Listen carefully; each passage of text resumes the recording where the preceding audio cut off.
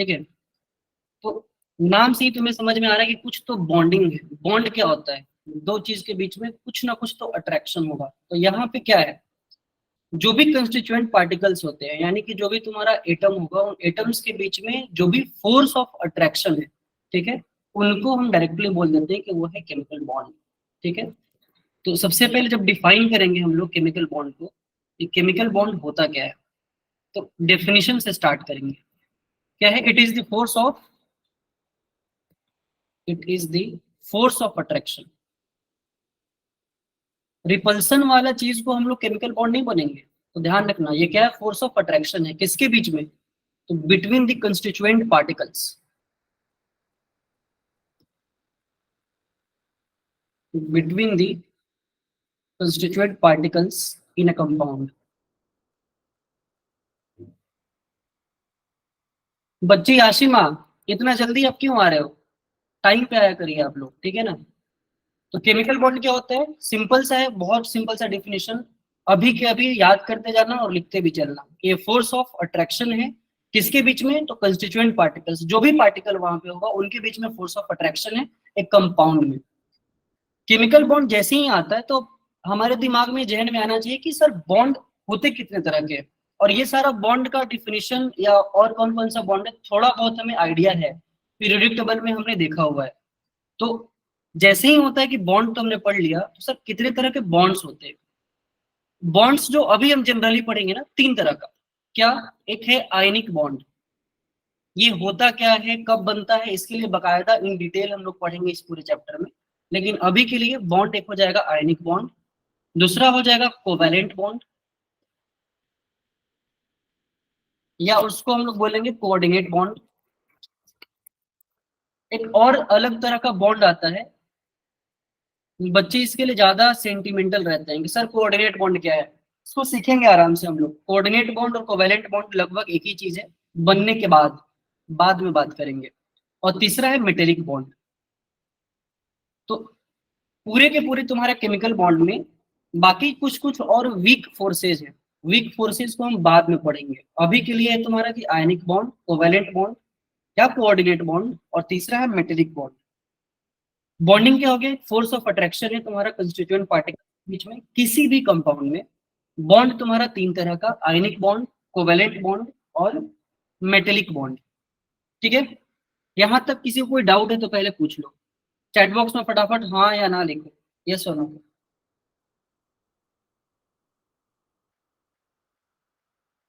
Sir constituent particles के लिए क्या मीन कर रहे हो? जैसे H2O है ना बच्चा, तो हाइड्रोजन और ऑक्सीजन है। तो H2O है जो पानी है, उसके constituent particles hydrogen and oxygen है। तो जिस चीज से कोई भी कंपाउंड बनता है वो होता है उसका कंस्टिट्यूएंट पार्टिकल। डन लक्ष्य? ठीक है जी। तो ये बहुत सिंपल सा था। बॉन्डिंग नहीं बच्चे, कंस्टिट्यूएंट पार्टिकल्स मतलब होता है कि जिस चीज से कोई भी तुम्हारा कंपाउंड बन रहा है। पानी है अगर तुम्हारा H2O, तो हाइड्रोजन और ऑक्सीजन वहां पे कंस्टिट्यूएंट पार्टिकल्स है। अगर कोई बोल दे कि NaCl है, जो नमक आप खाते हो, तो सोडियम और क्लोरीन उसका कंस्टिट्यूएंट पार्टिकल है। ठीक है। अब इसके बाद आ जाओ आगे। अब जैसे ही हमने पढ़ा कि बॉन्ड क्या है, तो बॉन्ड है तुम्हारा force of attraction constituent particles के बीच में।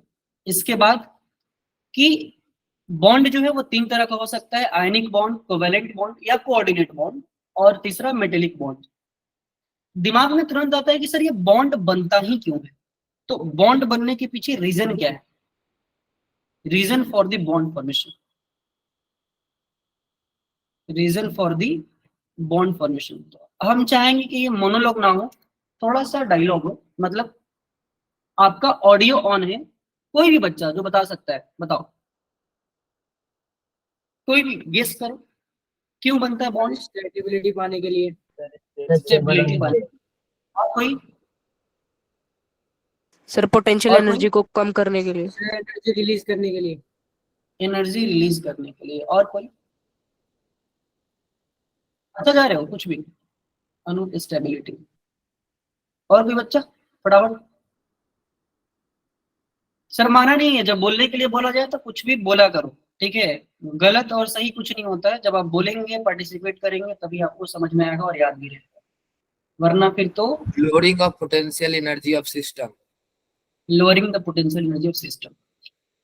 Make sense. जब भी तुम्हारा बॉन्ड बनता है दुनिया में कोई भी चीज, ठीक है, हम इंसान या आगे की जितनी भी चीजें हैं, खास करके यहाँ पे अगर तुम्हारा कोई भी बॉन्ड बन रहा है तो टोटल नोबल गैस कॉन्फ़िगरेशन, ज्योति मोहम्मद रिहान भी वही बोल रहा है, अमन, नोबल गैस इलेक्ट्रॉनिक कॉन्फ़िगरेशन पाने के लिए, देखो इतना ज्यादा नोबल गैस का इलेक्ट्रॉनिक कॉन्फ़िगरेशन पाने की चाहत, ये भी एक पॉइंट है बट बहुत ज्यादा इफेक्टिव पॉइंट नहीं है।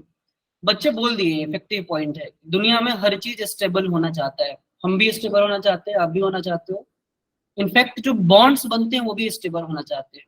तो स्टेबिलिटी को गेन करने के लिए तुम्हारा बॉन्ड फॉर्मेशन होता है। सर अब स्टेबिलिटी कैसे होता है? हर कंपाउंड में या हर जगह कुछ ना कुछ एनर्जी होता है।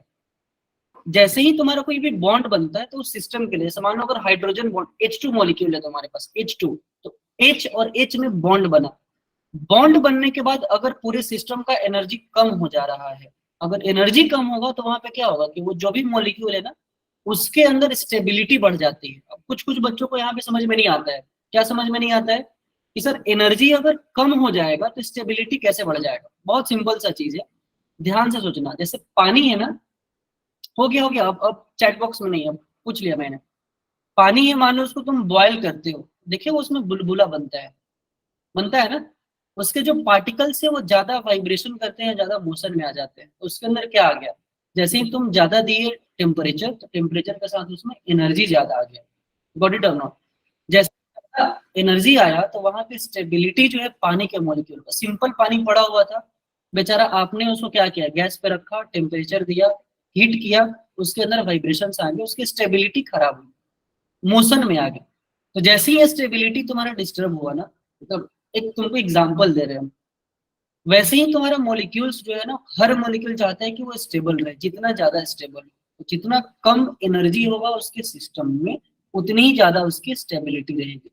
तो सबसे बड़ा कारण है जो बॉन्ड फॉर्मेशन के लिए कि स्टेबिलिटी बढ़ जाता है। स्टेबिलिटी बढ़ता कैसे है? By decrease in potential energy of system. जो सिस्टम है ना, सिस्टम, उसका पोटेंशियल एनर्जी घट जाता है, ठीक है, पोटेंशियल एनर्जी कम हो जाता है। अब पोटेंशियल एनर्जी सर कम कैसे होता है? उसके लिए एक ग्राफ आता है, ग्राफ देखेंगे, बट इसके लिए बहुत छोटा सा कुछ पॉइंट है, ये भी अपने कॉपी में लिख लो, ठीक है। क्या पॉइंट है कि when two atoms combine to form a chemical bond, जब भी तुम्हारे दो एटम्स कंबाइन कर रहे हैं और एक केमिकल बॉन्ड बना रहे हैं, तो होता क्या है कि in general potential energy decreases. अगर बॉन्ड बन रहा है तो, बॉन्ड नहीं बनेगा तो तुम्हारा पोटेंशियल एनर्जी अगर बढ़ जा रहा है तो बॉन्ड बनेगा ही क्यों? अगर एक मॉलिक्यूल तुम्हारा पहले कुछ एक्स अमाउंट ऑफ एनर्जी है, बॉन्ड बनने के बाद उसका एनर्जी बढ़ जा रहा है, ज्यादा अनस्टेबल हो रहा है, वो बनेगा ही क्यों? बनेगा ही नहीं। तो पोटेंशियल एनर्जी डिक्रीजेस, और जैसे ही पोटेंशियल एनर्जी डिक्रीज किया, क्या बढ़ जाएगा? स्टेबिलिटी। वो तो फटाफट ऑन है ऑडियो, बढ़ेगा कि घटेगा? बोलो जरा ना। सब बढ़ेगी।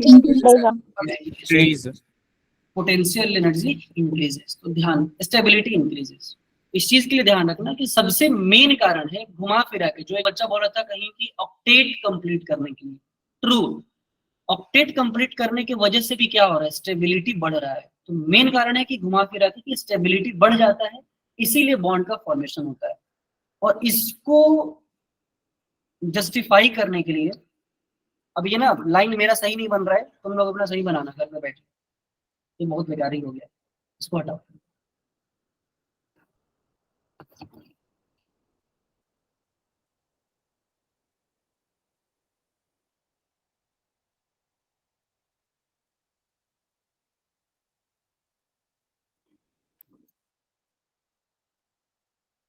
एक ग्राफ बनाए ना अगर, किसमें वाई एक्सिस पे पोटेंशियल एनर्जी और एक्स एक्सिस पे मान हम ले रहे हैं इंटर न्यूक्लियर डिस्टेंस,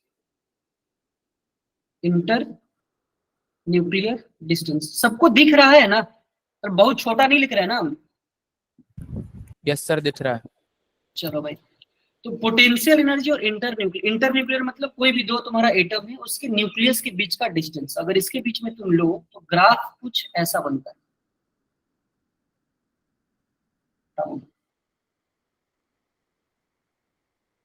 चलो इसी में कर लो।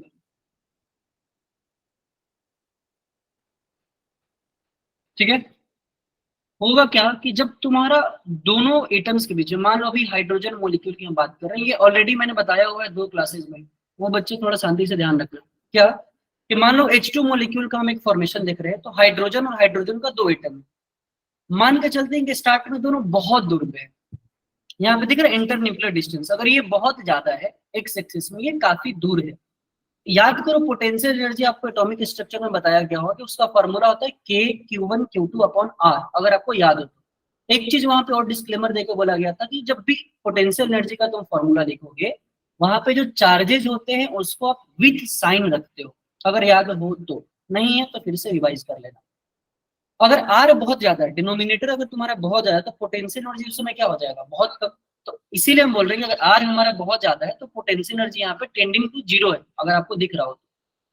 फिर जैसे ही तुम इंटरन्यूक्लियर डिस्टेंस क्या करते हो, कम करते जाते हो, जैसे मान लो कि यहाँ पे जो हाइड्रोजन के मॉलिक्यूल्स है, एटम्स है, वो और पास आ गया, तो धीरे धीरे जो तुम्हारा पोटेंशियल एनर्जी होता है ना सिस्टम का, वो घटना स्टार्ट कर जाता है। यहाँ पे गौर करना, कुछ बच्चे कंफ्यूज रहते हैं कि सर आपका जो ग्राफ है ना वो निगेटिव डायरेक्शन में, निगेटिव एक्स एक्सिस में, अगर आपको दिख रहा हो गौर से तो देखना। निगेटिव एक्स एक्सिस में इसका मतलब क्या है, अगर कोई बच्चा बता पाए तो, कोई भी फटाफट बोल दो ना जरा। पोटेंशियल एनर्जी डिक्रीज हो रही है। अबे डिक्रीज तो कर ही रहा है, कुछ और। सर क्योंकि जो एटम होता है वो ऑलरेडी नेगेटिव में होता है, वो अपने आप की पोटेंशियल एनर्जी और डिक्रीज करता है बॉन्ड बनाते वक्त। वो तो ठीक है, मतलब अच्छा एक चीज याद करो, आपको दो कुछ लिखवाया गया जब भी एटॉमिक स्ट्रक्चर में पोटेंशियल एनर्जी पढ़े होंगे, तो F बराबर क्या था, potential energy is equal to K(Q1 Q2 upon R). अगर तुम्हारा साइन निगेटिव है पोटेंशियल एनर्जी का, तो फोर्स कैसा होता है, अट्रैक्टिव की रिपल्सिव? Sir repulsive. मार खाओगे क्या, कौन था रिपल्सिव, अनूप? अगर तुम्हारा फोर्स पोटेंशियल एनर्जी नेगेटिव आ रहा है बच्चा, हम बोले कि भी चार्ज को आप साइन के साथ वहां पे रखोगे। अबे देखो, रुको दिखाते हैं तुमको, कहाँ तुम लोग भूल जा रहा है। पोटेंशियल एनर्जी बराबर था K(Q1 Q2 अपॉन R). अब अगर Q1 Q2 अलग अलग साइन का होगा, मतलब एक पॉजिटिव साइन का और एक नेगेटिव साइन का हो, तभी तो पोटेंशियल एनर्जी नेगेटिव आएगा। बहुत बढ़िया ज्योति, फोर्स ऑफ अट्रैक्शन होगा, फोर्स ऑफ अट्रैक्शन होगा जब तुम बॉन्ड बन रहा है। यहाँ पे अभी बॉन्ड फॉर्मेशन का केस चल रहा है, तो नेगेटिव साइन में पोटेंशियल एनर्जी, इसका मतलब कि फोर्स ऑफ अट्रैक्शन है, बॉन्ड बनना स्टार्ट हुआ है तुम्हारा। यहाँ पे तुम जैसे जैसे करीब लाते जाओगे, देखो पोटेंशियल एनर्जी और तुम्हारा डिक्रीज होते जा रहा है, नेगेटिव में और बढ़ते जा रहा है, यानी कि फोर्स ऑफ अट्रैक्शन और बढ़ते जा रहा है, बॉन्ड बन रहा है वहां पे। फिर एक टाइम आएगा तुम्हारा जहां पे कि जो बॉन्ड फॉर्मेशन था ना, वहां पे पोटेंशियल एनर्जी नेगेटिव साइन में सबसे कम होगा, मिनिमम पोटेंशियल एनर्जी है यहाँ पे, अगर आपको दिख रहा होगा तो ये वाले केस में हम लोग बोलते हैं कि जो बॉन्ड है ना वो बन गया जी। यहाँ पे जब भी लोवेस्ट पोटेंशियल एनर्जी आ रहा होगा, उस केस में तुम्हारा हाइड्रोजन और हाइड्रोजन के बीच में यहाँ पे बॉन्ड बन गया होगा। तो जब बॉन्ड बनता है तुम्हारा, व्हेनेवर तुम्हारा हाइड्रोजन या कोई भी तुम्हारा दो एटम्स के बीच में बॉन्ड बन रहा है, उस समय जो सिस्टम होगा वो सबसे लोवेस्ट पोटेंशियल एनर्जी पे होगा। और यहाँ पे जो डिस्टेंस है ना, एक्स एक्सिस से जो डिस्टेंस है, स्पेक्ट्रोस्कोपी में जब मापते हैं तो यही है तुम्हारा बॉन्ड के बीच का बॉन्ड लेंथ।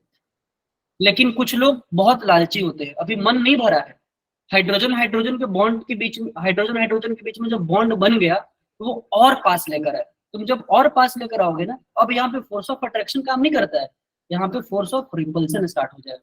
और जैसे ही फोर्स ऑफ रिपल्सन स्टार्ट होगा, गौर से देखो अगर आंख है तो, क्या कि जो ग्राफ है ना बहुत तेजी से ऊपर की तरफ बढ़ा है, और ऊपर की तरफ नहीं बढ़ा है, पॉजिटिव भी हो गया है, दिख रहा है क्या, बोलो ना। जैसे ही ये पॉजिटिव हुआ, इसका मतलब क्या है, यहाँ पे फोर्स ऑफ रिपल्सन स्टार्ट हो गया है, अनस्टेबिलिटी बढ़ गई है। आ रहा है बात समझ में? तो ये पोटेंशियल एनर्जी और इंटरन्यूक्लियर डिस्टेंस के बीच का जो ग्राफ है ना, इससे हम लोग डिटरमाइन करते हैं कि स्टेबिलिटी बढ़ रहा है कि घट रहा है, घट रहा है।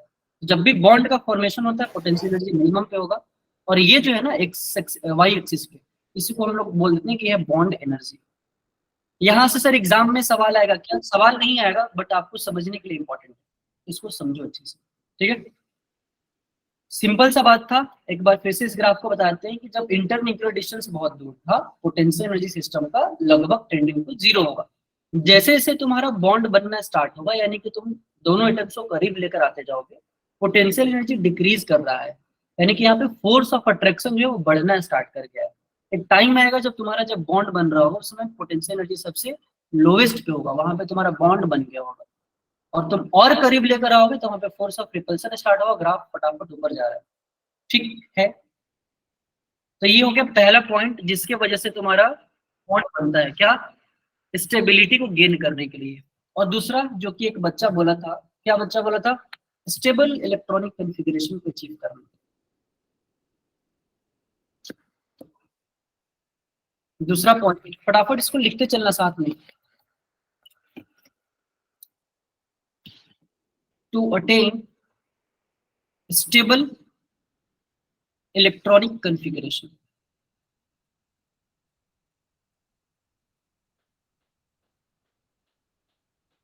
अब इलेक्ट्रॉनिक कॉन्फ़िगरेशन स्टेबल कैसे बनता है? नोबल गैस कॉन्फ़िगरेशन को जब अचीव कर लेते हैं, नोबल गैस कॉन्फ़िगरेशन, इसके लिए क्या करते हैं? एलिमेंट्स या तो लूज करते हैं, या तो गेन करते हैं, या शेयर करते हैं। एलिमेंट्स लूज, गेन और शेयर इलेक्ट्रॉन्स टू अटेन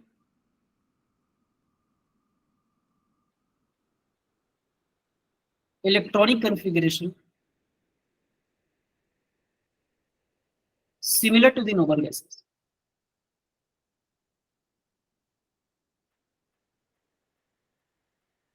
एक एग्जांपल करके दिखाए, जैसे याद है आप लोग को नमक NaCl, बोलोगे हाँ या ना? पहले बोल ही नहीं रहा बच्चा, सो गए क्या?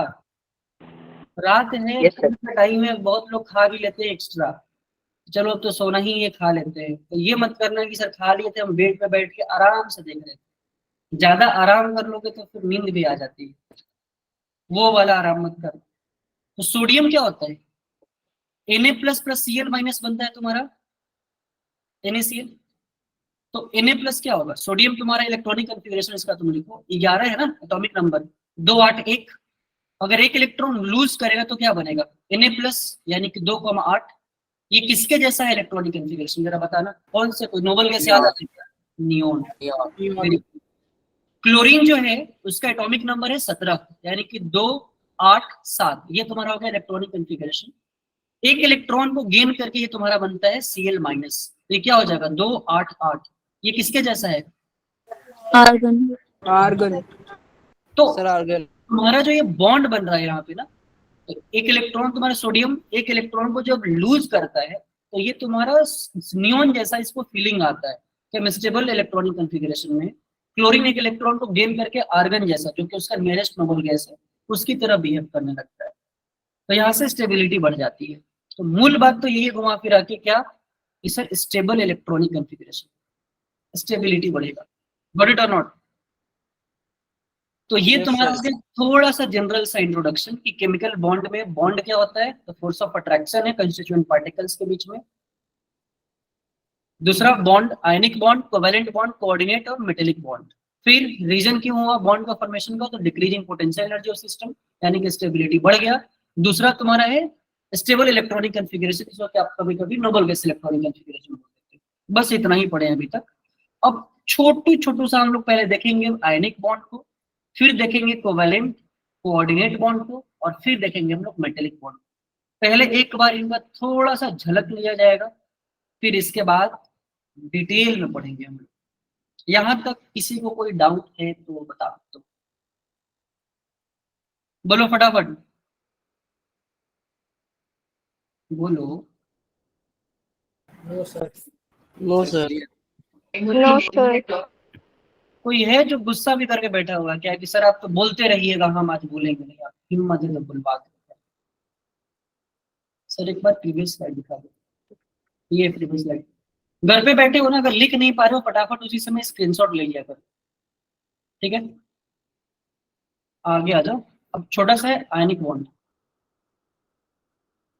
बट सर नॉर्मल कैसे जल्द से फॉर्म करता हूँ, बहुत कम रिहान, 2-3 है क्या, xenon क्रिप्टॉन, और वो भी छोटे से ऑक्सीजन फ्लोरीन के साथ बनाते हैं।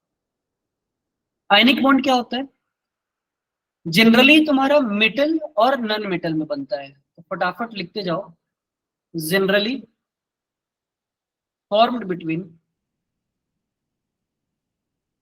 ये बिटवीन है ध्यान रखना, BTW बिटवीन लिख रहे हैं, generally form between a metal and non metal.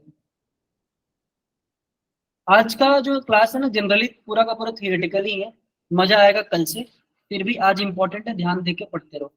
तो आयनिक बॉन्ड है किससे किसके बीच में बनता है, बोलो फटाफट, मेटल और नॉन मेटल के बीच में। मेटल। इसमें क्या होता है, तो ये थोड़ा सा इंपॉर्टेंट है, ध्यान रखे रहना, it constitutes ions occupying the lattice points in the ionic crystal।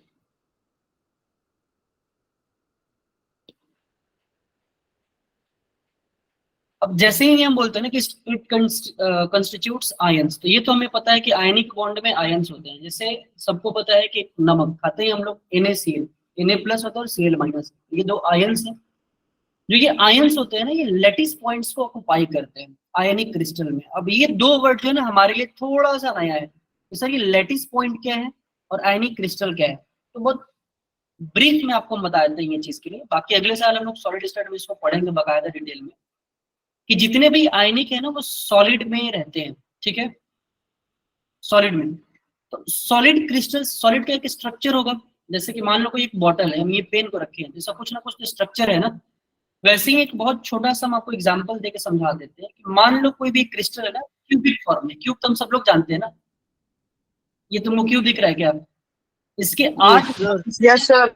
1 2 3 4 5 6 7 और 8, जो तुम्हारा वर्टिसेज है ना, इसको हम लोग बोलते हैं लैटिस पॉइंट्स। अब यहाँ पे तुम्हारे आयंस होंगे, मान के चल, होता नहीं है, मान लिया मैंने कि यहाँ पे तुम्हारा क्या Na+ है, किसी पे तुम्हारा पॉइंट पे सोडियम होगा, किसी पे तुम्हारा क्लोरीन होगा, जैसे मान लो यहाँ पे क्लोरीन है, तो आयंस इस लैटिस पॉइंट्स पे रहेंगे। तुम जब भी इन लैटिस पॉइंट्स को जोड़ते हो ना, मतलब इसको मिला दो, जो ये एजेस बन रहे हैं, तो इससे तुम्हारा फॉर्म ऑफ क्रिस्टल स्ट्रक्चर बनता है। जैसे ये स्ट्रक्चर तुम्हारा क्यूबिक स्ट्रक्चर, तो कोई भी जो स्ट्रक्चर बन रहा है उसके जो कोने हैं, वर्टिसेज हैं, इसको हम लोग बोल देते हैं लैटिस पॉइंट्स। तो बाद में चल के आए अगर कभी, तो कंफ्यूज मत होना कि सर लैटिस पॉइंट क्या है।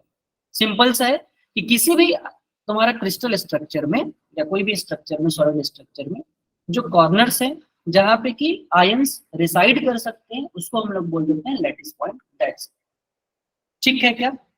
तो जनरली मेटल और नॉन मेटल के बीच में ये बनता है। दूसरा पॉइंट है कि इसमें लैटिस पॉइंट्स को कंस्टिट्यूट करते हैं, उस पे आयंस बैठता है और उससे क्या बनेगा, आयनिक क्रिस्टल बनेगा। होता क्या है इसमें, इट इज फॉर्म्ड बाय, कोई अपना इलेक्ट्रॉन को दे रहा होता है, it is formed by losing electron and bye gaining electron. कैसे सर, फिर से हमारी कहानी घूम फिर के नमक पे आ जाती है। NaCl, सोडियम है, अपना 1 इलेक्ट्रॉन लूज कर देगा, क्यों, 2 8 1, अभी तो पढ़कर आए हैं कि स्टेबल इलेक्ट्रॉनिक कॉन्फ़िगरेशन यहां से अचीव कर रहा है, 2,8 नियोन का। क्लोरीन 1 इलेक्ट्रॉन को जो ये लूज कर रहा है ना सोडियम, उस इलेक्ट्रॉन को पकड़ लेता है, गेन करेगा, तो क्लोरीन तुम्हारा क्या हो जाएगा, Cl-, यहाँ पे था 2 8 7, अब बन गया 2 8 8, तो यहाँ से तुम्हारा एक स्टेबल कॉन्फ़िगरेशन आ रहा है और सिस्टम दोनों एक साथ मिलके Na+ + Cl- तुम्हारा बनाएंगे NaCl। ये तुम्हारा हो गया आयनिक बॉन्ड का ब्रीफ इंट्रोडक्शन। सिंपल सा है, 2-3 पॉइंट बोले कि एक मेटल नॉन मेटल के बीच में होगा, इसमें जो आयंस होंगे वो तुम्हारे लैटिस पॉइंट्स को ऑक्युपाई करते हैं आयनिक क्रिस्टल में। और तीसरा पॉइंट बोला गया है कि इसमें कोई एक इलेक्ट्रॉन लूज करता है, दूसरा गेन करता है, इनके वजह से इसमें फॉर्मेशन होता है आयनिक बॉन्ड का। That's it. कुछ होगा तो पूछ लेना। अब आ जाओ छोटा सा कोवेलेंट बॉन्ड, ध्यान रखना पूरा खत्म नहीं हुआ है, आयनिक बॉन्ड फिर से आएगा, ठीक है, कोवेलेंट बॉन्ड फिर से आएगा, अभी केवल दर्शन कर रहे हैं हम लोग, छोटा सा दर्शन करेंगे फिर बाद में पढ़ेंगे डिटेल में। कोवेलेंट बॉन्ड क्या होता है, ये जनरली बनता है तुम्हारा नन मेटल के बीच में। इसमें पहला पॉइंट लिख लो, generally formed between non metal and non metal. दूसरा point, it is formed by, ionic bond में हम बोले हैं कि लूज करेगा कोई एक इलेक्ट्रॉन या गेन कर रहा होगा, लूज कर रहा होगा या गेन कर रहा होगा। यहाँ पे लूज और गेन की बात ही नहीं होती, शेयरिंग की बात होती है। It is formed by sharing कोई भी, या तो 1, 2 और 3 इलेक्ट्रॉन। तो यहाँ पे शेयरिंग ऑफ इलेक्ट्रॉन से बनता है कोवेलेंट बॉन्ड। एग्जाम्पल, जैसे मान लो बहुत सिंपल सा हाइड्रोजन का लेते हैं H2। अब एक छुट्टा हाइड्रोजन के पास, ध्यान रखना बच्चे, छुट्टा हाइड्रोजन के पास कितने इलेक्ट्रॉन? 1 इलेक्ट्रॉन। अरे बोलो ना जरा, हाइड्रोजन के पास कितना इलेक्ट्रॉन? 1 इलेक्ट्रॉन। एक और हाइड्रोजन, यहाँ पे 2 हाइड्रोजन है ना, उसके पास भी 1 इलेक्ट्रॉन। अब इस हाइड्रोजन की चाहत क्या है? बहुत सिंपल सा बताना, इस हाइड्रोजन की चाहत क्या है? हाइड्रोजन के पास 1 इलेक्ट्रॉन था और वो उतना स्टेबल नहीं है, तो वो बेचारा घूम रहा है, क्या रो रहा है कि उसको कहीं से 1 इलेक्ट्रॉन और मिल जाता। तो जस्ट उसके जो आगे वाले नोबल गैस है वो है हीलियम, और हीलियम के पास कितना इलेक्ट्रॉन था? 2। तो कहीं से इसके पास 2 इलेक्ट्रॉन अगर हो जाए तो ये डुप्लेट बन जाएगा। जैसे हम लोग बोलते हैं 8 इलेक्ट्रॉन्स को ऑक्टेट, वैसे ही 2 इलेक्ट्रॉन्स को बोलते हैं डुप्लेट। तो इसके पास एक नोबल गैस कन्फिगरेशन आ जाएगा हीलियम का। तो बेचारा इस चाहत में हाइड्रोजन क्या कर रहा है? दर दर भटक रहा है। तो भटकते भटकते उसके बगल में कौन दिखा? दूसरा वाला हाइड्रोजन। तो उस हाइड्रोजन के पास जाएगा और बोलेगा, क्या बोलेगा भाई? तो दोनों के बीच में कन्वर्सेशन सुनो, कोवेलेंट बॉन्ड कैसे बनता है। तो ये हाइड्रोजन बगल वाले हाइड्रोजन से बोलेगा वो हाइड्रोजन, तो दूसरा वाला बोलेगा बोलो हाइड्रोजन भाई। बोलेगा कि देखो तुम्हारे पास 1 इलेक्ट्रॉन है। तो बोलेगा वो कौन सी बड़ी बात है, तो हमको ही पता है, तुम्हारे पास भी 1 इलेक्ट्रॉन है। बोला कि बात ये है कि अगर तुम अपना इलेक्ट्रॉन हमें दे दो, जैसे ही बोलेगा दे दो, तलवार निकल जाएगा, बोलेगा हम अपना इलेक्ट्रॉन तुम्हें दे दो। तो ये दूसरे वाले हाइड्रोजन से बोलेगा कि अगर तुम नहीं नहीं देना नहीं है, अगर तुम अपना इलेक्ट्रॉन मेरे साथ शेयर कर लो, बकायदा बदले में हम भी अपना जो 1 इलेक्ट्रॉन है आपके साथ शेयर करेंगे। तो जब अगर आप दोनों लोग अपना अपना 1 इलेक्ट्रॉन को शेयर करेंगे, तो इस हाइड्रोजन को ये फीलिंग है कि मेरे पास 2 इलेक्ट्रॉन। आ रही बात समझ में? और दूसरे वाले हाइड्रोजन को भी ये फीलिंग है कि मेरे पास भी 2 इलेक्ट्रॉन। हाँ जी, दोनों को जब ये फीलिंग आ रही है कि 2-2 इलेक्ट्रॉन है, हम स्टेबल बन गए हैं जी। मूल बात ये है कि दोनों स्टेबल बन गए। यहाँ पे स्टेबल इलेक्ट्रॉनिक कन्फिगरेशन आ गया डुप्लेट का, नोबल गैस कन्फिगरेशन जैसा। तो यहाँ पे सिंगल बॉन्ड बन गया हाइड्रोजन और हाइड्रोजन। कहानी मान लो एक और है, ऑक्सीजन के लिए, O2 के लिए। ऑक्सीजन के पास टोटल कितने? 6 इलेक्ट्रॉन वैलेंस शेल में, 1 2 3 4 5 6। अब ऑक्सीजन की चाहत क्या है? 2 इलेक्ट्रॉन की। अगर इसको कहीं से भी 2 इलेक्ट्रॉन मिल जाए तो ये ऑक्सीजन क्या बन जाता? एक स्टेबल नोबल गैस कन्फिगरेशन को अचीव कर लेगा। अब बेचारा इस चाहत में घूम रहा है, दर दर भटक रहा है। अब इसको 2 इलेक्ट्रॉन मिलेगा कहाँ से? बगल में उसके पास एक और ऑक्सीजन है, तो ये जाएगा उस ऑक्सीजन से बात करेगा, क्या बोलेगा कि देखो ऑक्सीजन भाई, तुम्हारे पास तो है टोटल 6 इलेक्ट्रॉन, मेरे पास भी टोटल 6 इलेक्ट्रॉन, ना तुम स्टेबल ना हम स्टेबल। तो एक काम करते हैं, हम दोनों आपस में अपने इलेक्ट्रॉन्स को शेयर कर लेते हैं। तो जब 1-1 इलेक्ट्रॉन दोनों शेयर करेंगे, अभी भी तुम्हारा इनके पास जो कॉन्फ़िगरेशन है, अब 7 इलेक्ट्रॉन हो गया इसके ऑक्सीजन के पास, इसके पास भी 7। काम तो बना नहीं, तो बोलेंगे आओ तुम्हारे पास 1 इलेक्ट्रॉन अभी भी पड़ा हुआ है, मेरे पास भी 1-1 इलेक्ट्रॉन और शेयर करते हैं। अब देखो इस ऑक्सीजन के पास टोटल 8 इलेक्ट्रॉन हो गया और दूसरे वाले के ऑक्सीजन के पास टोटल 8 इलेक्ट्रॉन। बॉन्ड बन गया जी, डबल बॉन्ड, स्टेबल हो गए। ठीक है, इस तरह से जो बनता है इसको हम लोग और इन डिटेल पढ़ेंगे, अभी के लिए बस इतना ही। इसको हम लोग बोलते हैं प्यार से कोवैलेंट बॉन्ड। यहां तक बात जचता है क्या? बोलोगे हाँ या ना? Yes, sir. Yes sir. Yes, sir. पक्का? खाली 2 लोग बोल रहे हैं, बाकी सब सो गए। Yes, sir. Clear. Yes, sir. सो हाँ। गए? Yes, sir. Clear. No doubt. नहीं सर, गा दे रहे। सोना मत।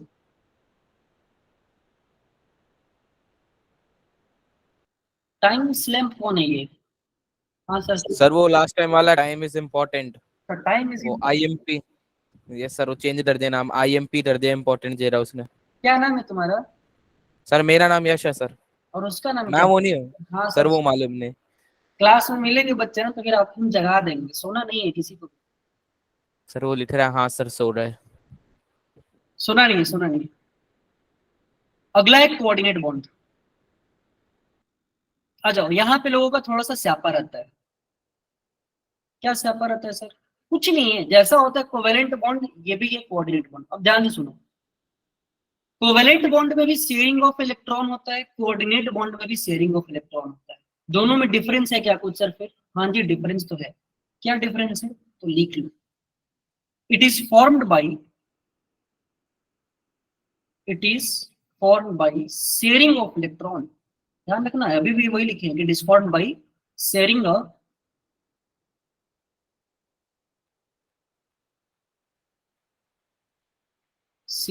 Pair of electron between two atoms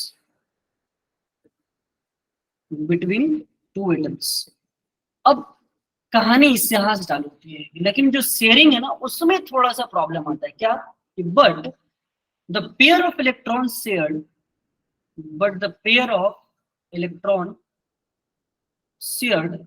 is contributed by one species only। अब ध्यान देना बच्चों, जो कोवेलेंट बॉन्ड अभी हम लोग पढ़ के आए हैं वहां पे भी तुम्हारा दो एटम्स के बीच में इलेक्ट्रॉन्स की शेयरिंग होती है, लेकिन जो शेयरिंग है ना वो इक्वल शेयरिंग ऑफ इलेक्ट्रॉन है। यहाँ पे इस वाले में जो शेयरिंग हो रहा है, एक इलेक्ट्रॉन पहला वाला हाइड्रोजन शेयर किया है, सेम एक इलेक्ट्रॉन दूसरा वाला हाइड्रोजन शेयर किया है, तो दो एटम्स के बीच में इक्वल शेयरिंग ऑफ इलेक्ट्रॉन होगा। लेकिन कोऑर्डिनेट बॉन्ड में क्या होता है, शेयरिंग तो होता है लेकिन जो इलेक्ट्रॉन का पेयर शेयर हुआ है ना वो केवल एक स्पेसीज के द्वारा होगा, केवल एक स्पेसीज के द्वारा। सर समझ में नहीं आ रहा, एग्जांपल दो। लो जैसे मान लो हमारे पास है NH3। NH3 में क्या है, नाइट्रोजन के पास टोटल 5 वैलेंस इलेक्ट्रॉन्स थे, 5 में से 3 बन गया हाइड्रोजन के साथ, एक लोन पेयर बचा हुआ। एक लोन पेयर मतलब 2 इलेक्ट्रॉन बचे हुए हैं। अगर उसको हम तुम्हारा H+ से रिएक्शंस करवाएं तो होता क्या है, यहाँ पे देखना हाइड्राइड आया नहीं है। हाइड्रोजन के पास एक इलेक्ट्रॉन था, बेचारा के पास से वो इलेक्ट्रॉन भी आप निकाल दिए। एक इलेक्ट्रॉन बचा था वो भी इलेक्ट्रॉन निकाल लिए। अब क्या है बेचारा, एक तो गरीब, एक होता है ना कि गरीबी में आटा गीला, एक तो बेचारा पहले से ही गरीब था, वो भी तुम इलेक्ट्रॉन निकाल के तड़प रहा है। किसके लिए? इलेक्ट्रॉन के लिए। अब जैसे ही ये तड़प रहा होगा तो देगा कौन? इसको चाहत है कि इसको कहीं ना कहीं से इलेक्ट्रॉन मिल जाए। बगल में दिखा तुम्हारा NH3। अब NH3 के पास एक लोन पेयर ऑफ इलेक्ट्रॉन है। ध्यान रखना, लोन पेयर हम बार बार बोल रहे हैं। इलेक्ट्रॉन्स जो होते हैं दो तरह के हो सकते हैं, bond pair of electron, lone pair of electron. तो sir I shared a Gem file with the meeting, बकवास मत करो ये सब। जो लोन पेयर, जो इलेक्ट्रॉन्स बॉन्डिंग में पार्टिसिपेट करते हैं उनको हम लोग बोलते हैं बॉन्ड पेयर ऑफ इलेक्ट्रॉन्स। तो जो नाइट्रोजन का 3 जो इलेक्ट्रॉन है वो हाइड्रोजन के साथ बॉन्ड बना लिया है, 2 अभी भी खाली छुट्टा बचा हुआ है। तो जो छुट्टे बचे हुए हैं बेचारे लोनली हैं, अकेले हैं, इसीलिए इनको बोलते हैं लोन पेयर। तो ये अपना जो इलेक्ट्रॉन है वो हाइड्रोजन के साथ शेयर करेगा। तो जैसे ही शेयर करेगा यहाँ पे तुम्हारा ये बनता है NH4+, इसको हम लोग बोलते हैं अमोनियम आयन। अब समझ में नहीं आ रहा है तो क्या होगा, ये कुछ इस तरह से है। नाइट्रोजन था, 3 तो हाइड्रोजन के साथ इसका बॉन्ड बना हुआ है, चौथा जो इसका लोन पेयर था उसने इसको शेयर कर दिया, इसके साथ H के साथ। जी तीर चल गया, मतलब एक दे रहा है, जो दे रहा है उसको हम लोग बोलते हैं डोनर, और दूसरा बेचारा जो गरीब है जो एक्सेप्ट कर रहा है उसको हम लोग बोलते हैं एक्सेप्टर। तो एक डोनर है और एक्सेप्टर है, तो डोनर से एक्सेप्टर की तरफ तीर चल जाती है। सर ये तीर वीर क्या चल रहा है? कुछ नहीं है। अगर इसको मेरा मन करेगा हम तीर नहीं बनाएंगे, हम डायरेक्टली इसको लिखेंगे NH H H H। ये तो सर कोवेलेंट बॉन्ड है, हम अभी भी बोले थे। बनने के बाद एक कोऑर्डिनेट बॉन्ड और एक कोवेलेंट बॉन्ड में कोई डिफरेंस नहीं है। फिर से आई रिपीट, बनने के बाद एक कोवेलेंट बॉन्ड में और कोऑर्डिनेट बॉन्ड में कोई डिफरेंस नहीं होता है। जैसे यहाँ पे ये बॉन्ड जो है ना इसको हम लोग कोऑर्डिनेट बॉन्ड बोलते हैं। हम कोऑर्डिनेट बॉन्ड ना बना के जो दूसरा वाला बनाए हैं, अगर कोवेलेंट बॉन्ड बना दें, तो दिख रहा है क्या दोनों में? अभी के लिए जैसे ये तीर चलाए हैं ना, दिख रहा है कि जो 2 इलेक्ट्रॉन्स था, ये दोनों इलेक्ट्रॉन नाइट्रोजन से आया है, हाइड्रोजन से एक भी इलेक्ट्रॉन नहीं है। शेयरिंग ऑफ इलेक्ट्रॉन हुआ है, लेकिन शेयर केवल एक स्पेसीज के द्वारा हुआ है। एक स्पेसीज यहाँ पे नाइट्रोजन। अब यहाँ पे बन गया ना, बनने के बाद अभी तो फील आ रहा है कि एक नाइट्रोजन शेयर किया, एक हाइड्रोजन शेयर किया है। ऐसे सर क्यों बोल रहे हो कोई अंतर नहीं है? अंतर इसलिए नहीं है कि जो भी बॉन्ड की प्रॉपर्टीज होती है, जैसे कि बॉन्ड लेंथ हो गया, बॉन्ड एनर्जी हो गया, ये दोनों सेम आता है। जैसे यहाँ पे 4 NH बॉन्ड बना हुआ है, 1 2 3 4, चारों NH बॉन्ड का जो बॉन्ड एनर्जी है, बॉन्ड लेंथ है, सब सेम है। इसीलिए बनने के बाद एक कोऑर्डिनेट बॉन्ड और एक कोवेलेंट बॉन्ड में कोई डिफरेंस नहीं होता है, पहला चीज। दूसरा चीज, यहाँ पे एक लोन पेयर को डोनेट करो, एक लोन पेयर को एक्सेप्ट कर रहा है। तो इस पॉइंट को याद करना कि जो लोन पेयर के डोनर्स होते हैं, lone pair donors are known as क्या, बोल दो जरा, लेविस बेस। उसको हम लोग बोलते हैं लेविस बेस, जो लोन पेयर को डोनेट करते हैं। And lone pair acceptors are, अब ये क्या हो जाएगा बोलो, Lewis acid.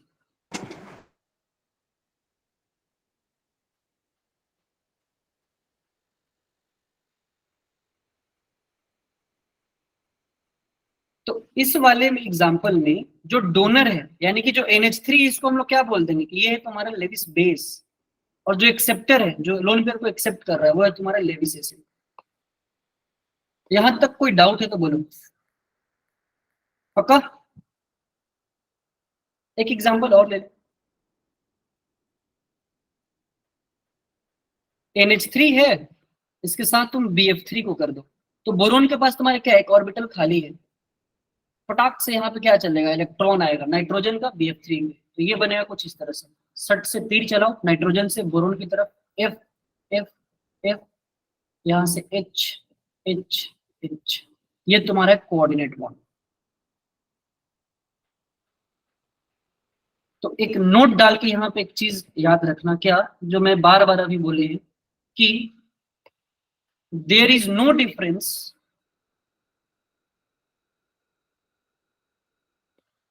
there is no difference between a covalent bond and a coordinate bond after formation.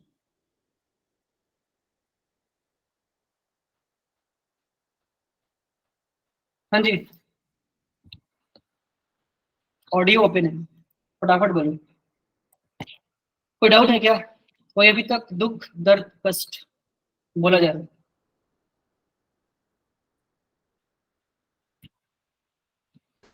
बोलो। सर यहाँ पे एरो का क्या मतलब है? एरो का मतलब है बच्चा कि जहां से तो तीर चल रहा है, जो लोन पेयर को दे रहा है और जहां पे दिया जा रहा है, वो डोनेट कर दिखा रहा है तुम्हारा कि नाइट्रोजन से जो इलेक्ट्रॉन है वो ट्रांसफर हुआ है बोरोन की तरफ। दैट्स और कुछ नहीं। सर ये एरो है क्या? मोहम्मद रिहान, आवाज नहीं आ रहा, साफ बोलो।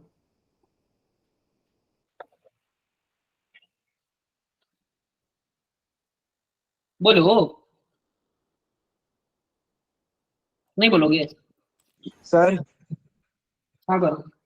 सर ये जो एरो लगा है मतलब बॉन्ड बन चुका है कि मतलब हम जब एरो हटाएंगे तब बनेगा?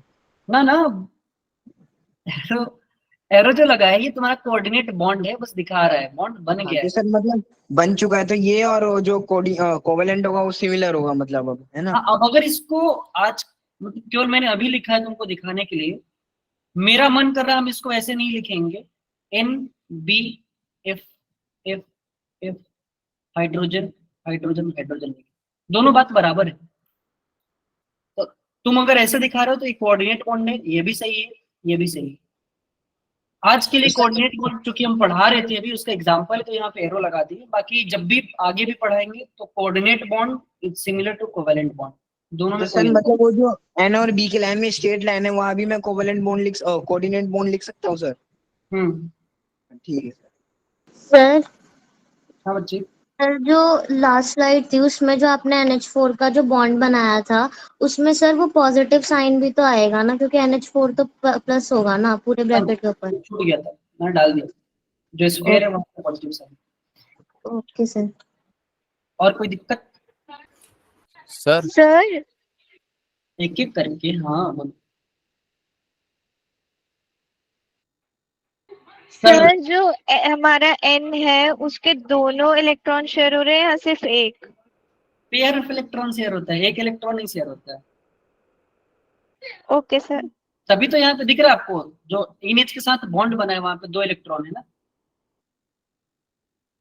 हाँ जी, वही कंफ्यूजन हो रही थी कि पेयर शेयर हो रहे हैं या फिर सिंगल। पेयर ऑफ इलेक्ट्रॉन, छुट्टा इलेक्ट्रॉन हमेशा आवारा होता है, वो नहीं शेयर होगा। Okay sir. रेडिकल अनस्टेबल होते हैं। सर कोऑर्डिनेट बॉन्ड की निशानी एरो है क्या? हाँ जी, निशानी एरो है। चलो आगे बढ़ो। तो दो चीज देख ली है हम लोग, दो चीज या तीन चीज देख ली है। दर्शन हो गया आयनिक का, दर्शन हो गया कोऑर्डिनेट का, दर्शन हो गया कोवैलेंट का। अगला दर्शन है छोटू सा अपना मेटेलिक बॉन्ड। अब मेटेलिक बॉन्ड किसे किसे बच्चे में बनेगा बताओ फटाफट, बोलो। फॉर्म सर बिटवीन मेटल्स और मेटल्स के बीच के बीच में बनता है। मेटल एंड मेटल, मेटल और मेटल के बीच में बनेगा। यहाँ भी एक क्रिस्टल फॉर्म बनेगा स्ट्रक्चर। हाँ जी, है जिज्ञासा, मेटल मेटल के बीच। सर मतलब मेटल, कोई एग्जांपल है मेटल मेटल बॉन्ड का? तब ये भी हम ही से पूछे। मेटल एटम्स ऑक्युपाई, क्या होगा, जो भी तुम्हारे लेटिस पॉइंट्स होंगे ना वो ऑक्युपाई करते सर सोडियम क्रिस्टल। हैं। जब पढ़ा रहे होते हैं ना तो बीच में नहीं बोलना है। जब समय देते हैं, मौका देते हैं कि बोल लो, तब बोल लो, नहीं है तो शांति से बैठ। जब हम बोल रहे हैं तो हम ही बोलेंगे। Metal atoms occupy lattice points in crystal structure, in crystal structure of metal, and it is the electrostatic। लिख रहा है ना सब? यस सर लिख रहे हैं। हम अपने लिए नहीं लिख रहे हैं, तुम्हारे लिए नहीं लिख रहे हैं। हम लिखेंगे तो हमें फायदा होगा, तुम लिखोगे तुम्हें फायदा होगा। सर ये आपने क्लास में लिखवा दिया था। जो लिख लिया वो रहने दो, क्योंकि केवल 2 ही बैच में पढ़ा है, टोटल 3 बैच और एक्स्ट्रा इसमें बैठा हुआ है।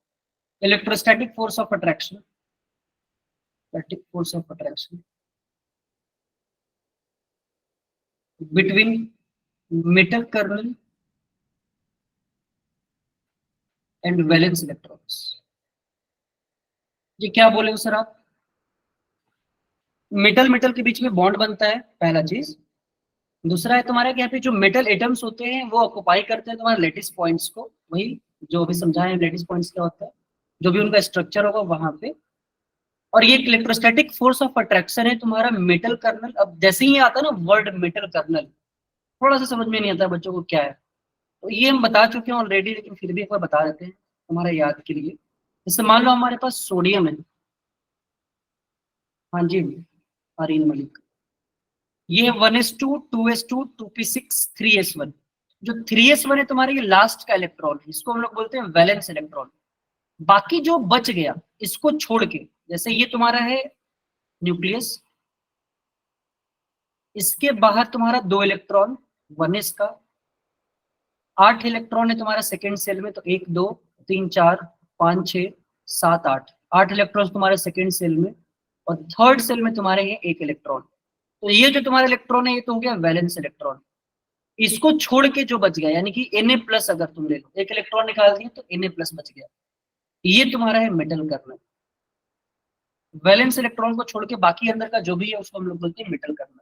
इसमें क्या हो जाएगा, कंसिस्टिंग ऑफ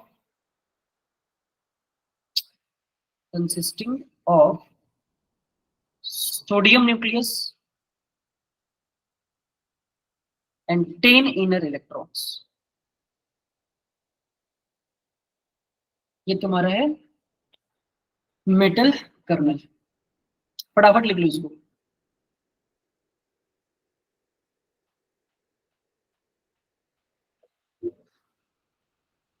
पीहू राणा, बच्ची इतना लेट से क्यों आई हो गया? बोलो। पहला दर्शन खत्म, मतलब हम केमिकल बॉन्ड पढ़ लिए अभी तक, एक बार फटाफट देख लो क्या क्या पढ़े हैं, फिर यहां से आगे बढ़ेंगे। अब आयनिक बॉन्ड स्टार्ट होगा। पहले पढ़े थे केमिकल बॉन्ड होता क्या है, फोर्स ऑफ अट्रैक्शन तुम्हारा कंस्टिट्यूएंट पार्टिकल्स के बीच में किसी भी कंपाउंड में। वेट कर रहे हैं मोहम्मद। बॉन्ड क्या होता है, ionic bond, covalent bond, coordinate bond, metallic bond, ये तीन हम लोग डिटेल में पढ़ेंगे। उसके बाद छोटे छोटे कुछ फोर्सेज आते हैं, वो बाद में पढ़ेंगे। बॉन्ड बनता ही क्यों है, स्टेबिलिटी को गेन करने के लिए। स्टेबिलिटी आता कैसे है, पोटेंशियल एनर्जी जो है सिस्टम का वो घट जाता है। दूसरा, स्टेबिलिटी तुम्हारा आता है इलेक्ट्रॉनिक कॉन्फ़िगरेशन जो नोबल गैस का आता है उसको अचीव करके, ये भी एक रीजन है। आयनिक बॉन्ड देखे थे हम लोग कि तुम्हारा मेटल और मेटल के बीच में बनता है, सारा इन जनरल पॉइंट है, ध्यान रखना, हमेशा नहीं बोल देना कि मेटल और मेटल के बीच में बनेगा। इट कंस्टिट्यूट आयंस, जो आयंस होंगे वो तुम्हारे लैटिस पॉइंट पे रहते हैं आयनिक क्रिस्टल में। यहाँ पे लूज और गेन ऑफ इलेक्ट्रॉन चलता है आयनिक बॉन्ड में। दूसरा पढ़े कोवेलेंट बॉन्ड। कोवेलेंट बॉन्ड तुम्हारा नॉन मेटल के बीच में बनता है इन जनरल। एंड दूसरा यहाँ पे शेयरिंग ऑफ इलेक्ट्रॉन होता है, कितना हो सकता है, 1 2 3, तुम जो भी करवाओ। कोऑर्डिनेट बॉन्ड, ये भी तुम्हारा शेयरिंग ऑफ इलेक्ट्रॉन ही है, लेकिन यहाँ पे जो शेयरिंग होता है इलेक्ट्रॉन का वो केवल एक स्पेसीज से होता है। ठीक है क्या, जो इलेक्ट्रॉन को डोनेट कर रहा होता है उसको हम लोग बोलते हैं डोनर लेविस बेस, जो एक्सेप्ट कर रहा होता है उसको हम लोग बोलते हैं एक्सेप्टर लेविस एसिड। ठीक है क्या, कोवेलेंट बॉन्ड और कोऑर्डिनेट बॉन्ड में कोई अंतर नहीं है बनने के बाद, इस चीज को ध्यान रखना। मेटेलिक बॉन्ड मेटल मेटल्स के बीच में होता है, गोल्ड सिल्वर जैसे तुम्हारा एग्जाम्पल। अब आ जाओ, हेडिंग डालो द आयनिक बॉन्ड। अब आयनिक बॉन्ड की लीला पढ़ेंगे हम। लीला क्या है, इसकी कहानी। फिर से अभी तक किसी को कोई डाउट हो तो पूछ सकते हो। हाँ जी सर, हमारा नहीं है। फिर एक बार मेटल कर्नल एक बार फिर मेटल कर्नल की डेफिनेशन बता दो। मेटल कर्नल होता है कि जो वैलेंस इलेक्ट्रॉन को छोड़ के बाकी अंदर में जो भी बच गया उसको मेटल कर्नल बोला जाता है। तो वैलेंस इलेक्ट्रॉन जो भी आउटर मोस्ट इलेक्ट्रॉन, जैसे मैग्नीशियम होगा वहां पे 2 इलेक्ट्रॉन है वैलेंस इलेक्ट्रॉन। तो Mg2+ को तुम बोल दोगे कि मेटल कर्नल है, यानी कि तुम्हारा न्यूक्लियस और 10 इलेक्ट्रॉन मैग्नीशियम। चलो वैसे भी डाउट वाला कोई चीज पढ़ा है नहीं है, डाउट रहेगा तो फटाफट आगे बढ़ो। आयनिक बॉन्ड, तो आयनिक बॉन्ड तो तुम देख ही लिए हो, एक जनरल बनता है तुम्हारा। फटाफट फिर से एक पॉइंट लिख देते हैं हम यहाँ पे, एक मेटल के बीच में और नन मेटल के बीच में। ये क्या है, अच्छा एक चीज जरा गौर की हो क्या, जब भी तुम्हारा आयनिक बॉन्ड बनता है तो Na+Cl- दो तुम्हारा अपोजिट चार्जेस है। जब भी अपोजिट चार्ज होगा याद करो क्या होगा उनके बीच में, force of attraction. Sir coulombic attraction. तो आयनिक बॉन्ड है तुम्हारा force of attraction, it is the electrostatic force of attraction between cations and anions in ionic lattice। Ionic lattice में तुम्हारा केटायंस और एनायंस के बीच में ये फोर्स ऑफ अट्रैक्शन है, और ये ठीक ठाक स्ट्रॉन्ग बॉन्ड होता है। It is strong bond. कितना स्ट्रॉन्ग ये नहीं बताए हम, अब यहाँ बैठ के लड़ने मत लगना बैठ के, सर बताइए कोवेलेंट और आयनिक में स्ट्रॉन्ग कौन आएगा, अभी नहीं बाद में, तब तक के लिए इंतजार। स्ट्रॉन्ग होता है, ठीक ठाक स्ट्रॉन्ग होता है। तो ये तो हो गया तुम्हारा आयनिक बॉन्ड का छोटू सा कैरेक्टरिस्टिक जो हम लोग देख चुके हैं और अभी फिर से देख लिए। अब हमको आपसे जानना है, अगर कोई पूछ दे कि आयनिक बॉन्ड बनाना है तो क्या इसके लिए फेवरेबल कंडीशन हो सकता है, favourable conditions for the formation of ionic bond. अब लो जी आयनिक बॉन्ड हम बना रहे हैं, इसके लिए कुछ फेवरेबल कंडीशन हो सकता है क्या, कि मतलब अगर ऐसा ऐसा हो जाए आयनिक बॉन्ड अच्छा बनेगा। कुछ कुछ कुछ कुछ कुछ फिर पॉइंट्स बोलते जाओ। गेस करो। सर गैस अपोजिट चार्जेस होने चाहिए। मछली बाजार में आयनाइजेशन एनर्जी कम होनी चाहिए ठीक है। और सर आयनाइजेशन एनर्जी कम होनी चाहिए। एनर्जी और कोई सर लैटिस एनर्जी हाई होनी चाहिए। सर इलेक्ट्रॉन एफिनिटी सर क्या कहते हैं ज्यादा होनी चाहिए। सर हाई इलेक्ट्रोनेगेटिव डिफरेंस और सर लैटिस एनर्जी ज्यादा होनी चाहिए। याद कर लिया है तुम। सर आपने बताया था, याद कर लिया। फेवरेबल कंडीशन क्या है, जैसे बहुत सिंपल सा चीज है यार कि ये मेटल और नॉन मेटल के बीच में हो रहा है ना। मेटल याद है क्या आप लोगों को, उनके पास प्रॉपर्टी होती है कि वो अपने इलेक्ट्रॉन्स को लूज करते हैं। तो जितना ज्यादा आसानी से इलेक्ट्रॉन लूज हो जाए, अब जितना ज्यादा आसानी से इलेक्ट्रॉन लूज हो जाए, पीरियोडिक टेबल में इसके लिए हमने एक वर्ड यूज किया है आयनाइजेशन एनर्जी का, अगर आपको याद हो तो the minimum amount of energy required to remove an electron, ठीक है, फ्रॉम आइसोलेटेड गैसेस सिस्टम, जो भी ब्ला ब्ला ब्ला। तो कोई भी जो तुम्हारा आयनाइजेशन एनर्जी है, जितना ज्यादा कम होगा मेटल का, यानी कि तुम्हारा इलेक्ट्रॉन आसानी से निकल जाएगा, यानी कि पॉजिटिव चार्ज उतना ही आसानी से बन जाएगा। जितना आसानी से पॉजिटिव चार्ज बन जाए उतना अच्छा तुम्हारा फेवरेबल कंडीशन होगा आयनिक बॉन्ड बनाने के लिए। तो ये तो हो गया तुम्हारा मेटल के लिए। नॉन मेटल के लिए क्या हो सकता है सर, जो जितना आसानी से इलेक्ट्रॉन को गेन करे, यानी कि इलेक्ट्रॉन को गेन करने की चाहत जिसमें ज्यादा हो, वो ज्यादा अच्छे से आयनिक बॉन्ड बना रहा होगा। अब इलेक्ट्रॉन को गेन करने की चाहत, इसके लिए एक वर्ड यूज किया गया है इलेक्ट्रॉन एफिनिटी। किया गया है क्या पीरियोडिक टेबल में? तो जिसकी इलेक्ट्रॉन एफिनिटी बहुत ज्यादा हो, एक लूज ज्यादा आसानी से कर ले, दूसरा गेन ज्यादा आसानी से कर ले।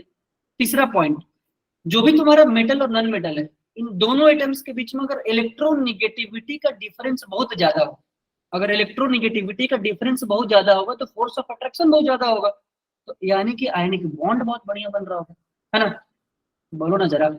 और एक चौथा बहुत छोटा सा पॉइंट है कि लैटिस एनर्जी बहुत ज्यादा होनी चाहिए।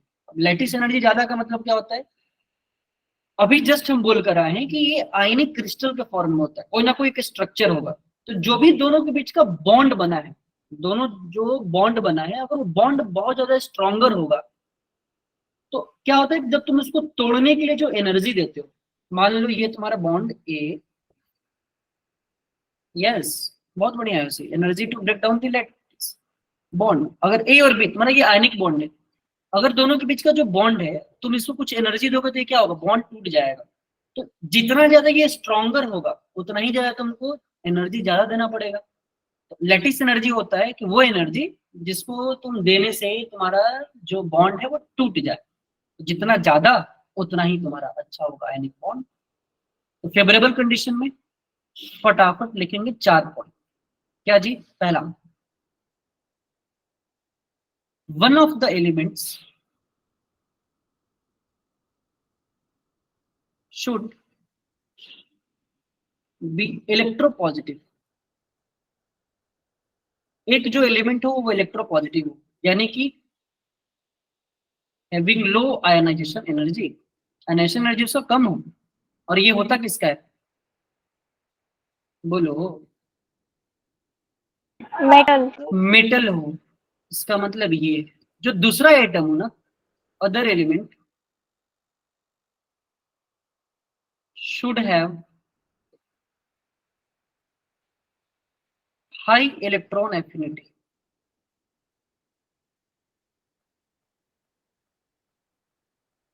Non metals.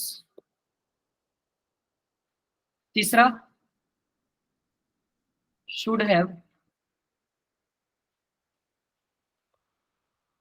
high electronegativity difference.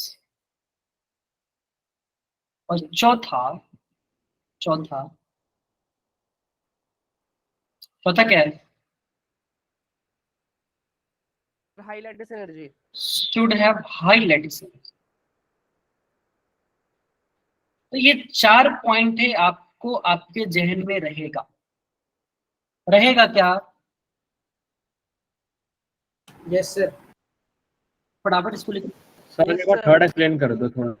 ए और बी के बीच में तुम्हारा जैसे मान लो कोई भी एक मेटल है और एक नॉन मेटल है, तो हर एलिमेंट्स की इलेक्ट्रोनिगेटिविटी का वैल्यू होता है। अगर इलेक्ट्रोनिगेटिविटी का वैल्यू ज्यादा होगा तो जो चार्जेस हैं वो भी ज्यादा होंगे, दोनों के बीच में जो फोर्स ऑफ अट्रैक्शन है वो भी ज्यादा होगा। तो जब फोर्स ऑफ अट्रैक्शन ज्यादा होगा उतना ही अच्छा तुम्हारा आयनिक बॉन्ड हो। बस इतनी सी बात, समझ में आई हो तो बोलो। Yes sir. आगे बढ़े। एक चलो। Minute sir.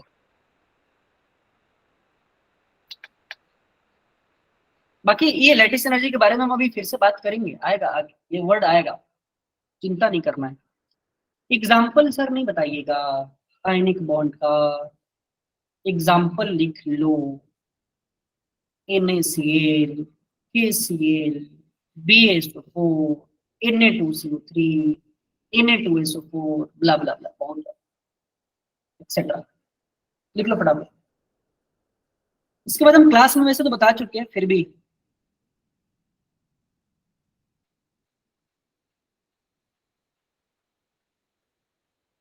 दो तीन वर्ड्स अभी पढ़ ले रहे हैं हम लोग, क्योंकि बाद में काम आएगा। एक आता है, कभी आप सुने होंगे बचपन में या अभी भी, वैलेंसी, वैभव दहिया ज्वाइंट, बहुत जल्दी नहीं ज्वाइन करके वैभव, वैलेंसी। सर अभी नहीं, पहले से ज्वाइन। वैलेंसी क्या होता है? सर आउटरमोस्ट इलेक्ट्रॉन्स में, आउटरमोस्ट, सर आउटरमोस्ट शेल में बहुत इलेक्ट्रॉन्स। बढ़िया Ayushi. Number of bonds formed by element in a compound. अच्छी बात है, एक दिन बस, just give me a moment.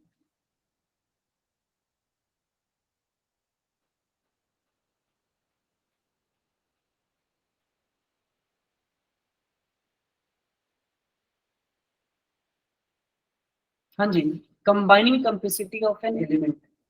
हाँ चंदन बोल सकते हैं। वैलेंसी क्या है?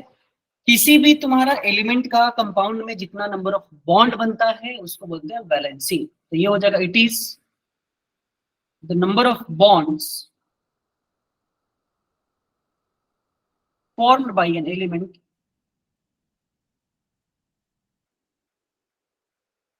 in a compound। कंपाउंड में किसी भी एलिमेंट के द्वारा जितना नंबर ऑफ बॉन्ड बनता है उसको प्यार से हम लोग बोलते हैं क्या? वैलेंसी। दूसरा एक वर्ड आता है इलेक्ट्रोवैलेंस। सर जब इलेक्ट्रॉन्स को लूज और गेन करते हैं तो उस टाइम की वैलेंसी को इलेक्ट्रोवैलेंसी कहते हैं। इलेक्ट्रोवैलेंसी तुम्हारा एक वर्ड सिंपल सा है, आयनिक के लिए। ठीक है, आयनिक बॉन्ड जब बना है, जो भी आयनिक क्रिस्टल है उसमें कितने नंबर ऑफ इलेक्ट्रॉन या तो लूज हुआ है या गेन हुआ है।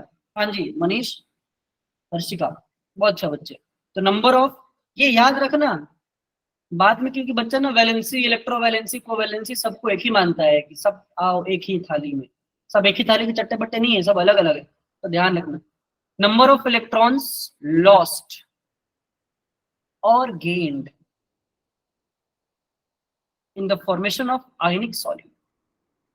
तो आयनिक सॉलिड बनने के दौरान जो भी नंबर ऑफ इलेक्ट्रॉन्स लूज हुआ है या गेन हुआ है, जैसे NaCl, ये क्या होता है? Na plus Cl minus.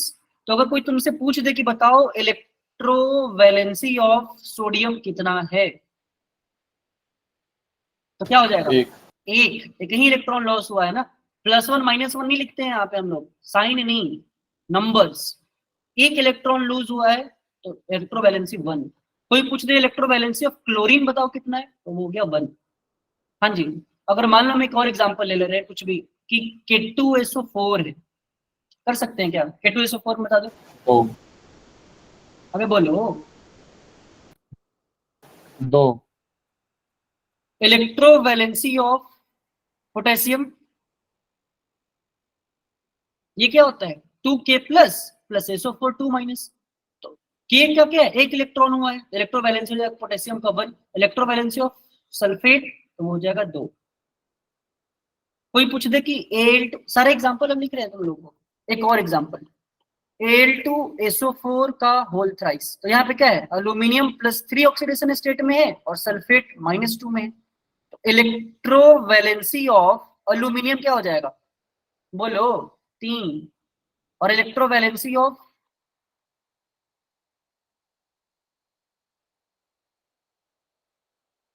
Sulphate क्या हो जाएगा? नहीं बोलोगे?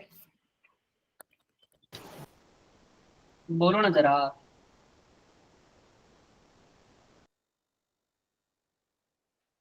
बोलो हाँ या ना, कोई बोल ही नहीं रहा है। अगर BeSO4 यस सर। बेरियम का इलेक्ट्रोवैलेंसी कितना होगा फटाफट? 2 2 सर। और सल्फेट का 2 बहुत बहुत बहुत बढ़िया। तो ये तुम्हारा हो गया इलेक्ट्रोवैलेंसी। अगला एक छोटू सा और है कोवैलेंसी। ये तीनों में डिफरेंस ध्यान रखना। कोवैलेंसी जो है तुम्हारा, वैसे तो इसका एक बहुत छोटा सा एग्जांपल है, क्वेश्चन तुम्हारा दे रखा है number of covalent bond form. हाँ जी अर्शिका, कोवैलेंसी होता है तुम्हारे, ये डिफाइन होता है कोवैलेंट कंपाउंड्स के लिए। तो डिफाइंड फॉर कोवैलेंट कंपाउंड्स, तो जैसे आयनिक कंपाउंड्स के लिए हमने इलेक्ट्रोवैलेंसी डिफाइन किया था, तो कोवैलेंट कंपाउंड्स के लिए कोवैलेंसी होता है, और ये होता है number of covalent bond formed by an element in an covalent compound. तो लिख लो इसको, number of covalent bond formed by an element in a covalent molecule। तो कोवैलेंट मॉलिक्यूल में कितने नंबर ऑफ कोवैलेंट बॉन्ड बनाया गया एक एलिमेंट के द्वारा, वो होता है उसका कोवैलेंसी। जैसे कि एग्जांपल लो, NH3 है, NH3 का बाद में से तो पढ़ेंगे हम लोग, पिरामिडल शेप होता है, ये तुम्हारा NH3। तो यहाँ पे 3 तुम्हारा कोवैलेंट बॉन्ड बना है नाइट्रोजन और हाइड्रोजन में। तो कोई पूछे अगर तुमसे कि कोवैलेंसी ऑफ नाइट्रोजन बताओ कितना है, तो नाइट्रोजन का कितना कोवैलेंट बॉन्ड है? 3, तो कोवैलेंसी हो जाएगा 3। कोवैलेंसी ऑफ हाइड्रोजन कोई पूछ दे, तो हाइड्रोजन एक बॉन्ड बना रहा है, तो यहाँ पे हो जाएगा कोवैलेंसी ऑफ हाइड्रोजन 1। अगर हाँ जी क्या सब है। इसके बाद अगर HNO3 हो, एक एग्जांपल और, HNO3 का एग्जांपल कैसा होता है तुम्हारा structure? HON double bond O minus plus, ये तुम्हारा HNO3। अब यहां से अगर तुम्हारा कोई पूछ दे कि बताओ कोवैलेंसी ऑफ नाइट्रोजन कितना है, तो नाइट्रोजन कितने बॉन्ड बनाए जरा गौर से देखो, एक यहाँ पे, 2 यहाँ पे और एक यहाँ पे, तो 2 1 3 और 1 4, तो 4 तुम्हारे क्या है यहाँ पे कोवैलेंट बॉन्ड है, तो कोवैलेंसी ऑफ नाइट्रोजन हो जाएगा 4। कंफ्यूजन कहाँ पे आता है? जो एग्जाम में तुमसे सवाल पूछेगा ट्रू और फॉल्स या which of the following statement is correct, जो आता है वहां पे, कि एक जनरल स्टेटमेंट दिया रहेगा कि covalency of a compound is equal to the oxidation number of the element, जो भी होगा। यहाँ पे जो ऑक्सीडेशन नंबर है नाइट्रोजन का वो कितना है, जरा गौर से बता देगा क्या? HNO3 में नाइट्रोजन का ऑक्सीडेशन नंबर कितना है? बोलो सर 1 1 प्लस 5 है। जो भी बच्चा बोला है 1, आप घर पे जाइए बच्चा, थोड़ा सा प्लीज रिवीजन करिए। कैसे आएगा सर +5? तो हाइड्रोजन का होता है +1, नाइट्रोजन का निकालना है तो मैंने मान लिया x, ऑक्सीजन का होता है -2, तो -2 × 3 तो हो जाएगा -6 बराबर टोटल है 0। तो यहाँ से x का वैल्यू आ जाएगा +5। तो नाइट्रोजन का ऑक्सीडेशन स्टेट है +5, लेकिन कोवैलेंसी कितना है? 4।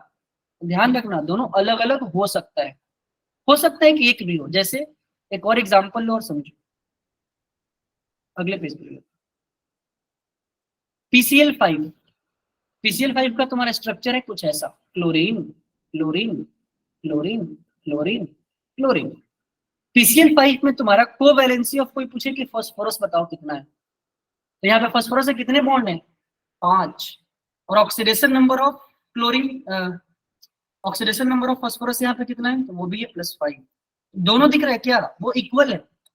तो हो सकता है कि जो तुम्हारा कोवैलेंसी है और जो ऑक्सीडेशन नंबर है वो इक्वल भी हो, और हो सकता है कि वो इक्वल ना भी हो। जरा गौर से देखना, तो फंस मत जाना।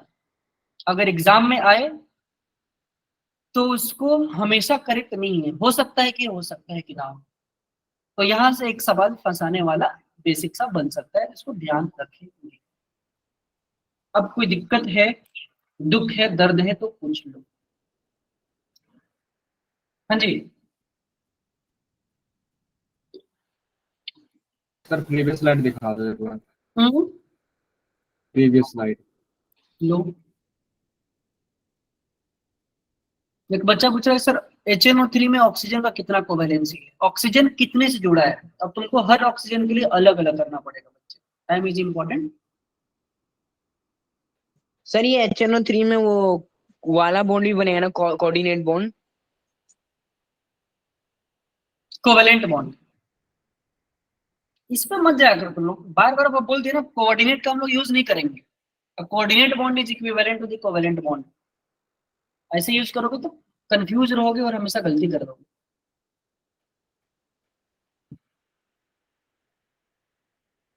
विकास, फिर से मैं बार बार रिपीट कर रहा हूँ कि कोऑर्डिनेट बॉन्ड और कोवेलेंट बॉन्ड में बनने के बाद कोई डिफरेंस नहीं होता है। कोऑर्डिनेट बॉन्ड को तुम डायरेक्टली कोवेलेंट बॉन्ड भी बोल सकते हो, सोचो ही मत कि अलग। चलो आ जाओ अब आगे, अब जनरल प्रॉपर्टीज पढ़ेंगे। किसी को याद हो तो बताओ। सारा तुम लोगों को नहीं लगा है सर ये बचपन की चीजें बता रहे हैं सर, हमें तो सर पढ़ना है जेई का, नीट का। जेई नीट ऐसे थोड़ी निकल जाता है बिना थ्योरी का। सर क्लास में परसों हुई है ये सब। क्या? सर क्लास में परसों हुआ था वो सब। अब यहाँ से हम लोग पढ़ रहे हैं नया, general properties of ionic compound. फटाफट बताओ, बचपन की बात थी। Sir high melting and boiling point. बहुत बढ़िया, और कोई? एक बच्चा को तो याद है, बचपन की चीजें याद पढ़ा हुआ है। और बोलो, गलत सही कुछ भी बोलो। There is higher electrostatic force between particles. Tanishq बच्ची, तनिष्का जो भी है, आपकी बच्ची आवाज नहीं आ रही सही से। Sir dissolvable in water. Dissolvable in water, Chandan बोला Sir, bad. Sir aqua solution बनाते हैं मतलब वो बेसिकली। ठीक है चलो फटाफट, अब हम लिख रहे हैं, लिखते जाओ। मोस्ट प्रोबेबली इधर से क्वेश्चन नहीं आता है, बट फिर भी आपको याद होना चाहिए। High solubility, easy dissociation.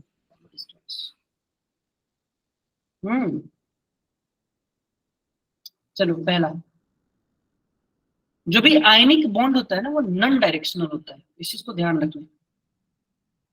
Ionic bonds are non directional. बच्चे कंफ्यूज रहते हैं सर डायरेक्शनल नॉन डायरेक्शनल क्या है। जो कोवेलेंट बॉन्ड बनता है ना वहां पे ओवरलैपिंग ऑफ ऑर्बिटल्स होता है। जब भी ओवरलैपिंग होगा, आपको पता है कि पीएक्स में अगर ओवरलैपिंग हो रहा है, बताएंगे बाद में चलिए। एक्स में हो रहा है ओवरलैपिंग तो उसका डायरेक्शन हमें पता है, वाई में हो रहा है तो हमें उसका डायरेक्शन पता है। ऑर्बिटल्स का ओवरलैपिंग, यहाँ पे इलेक्ट्रॉन लूज कर रहे हैं केवल गेन कर रहे हैं, इसलिए डायरेक्शन नहीं आता है। तो यहाँ पे तुम्हारा आयनिक बॉन्ड्स नॉन डायरेक्शनल होते हैं, वो याद रखना। दूसरा पॉइंट जो एक बच्चा बोला था ऋषभ, इसके मेल्टिंग और बॉइलिंग पॉइंट ज्यादा होते हैं। Ionic compounds have high melting and boiling point. अब high melting and boiling point इसका मतलब स्ट्रॉन्ग बॉन्ड है, बताए तो थे आपको। Sir ionic strong intermolecular force of attraction. Ionic bond is a strong bond. तो अगर वो स्ट्रॉन्ग बॉन्ड होगा तो उसको तोड़ने के लिए या मेल्ट करने के लिए आपको ज्यादा एनर्जी देना पड़ेगा। तीसरा पॉइंट, आयनिक बॉन्ड्स या ionic compounds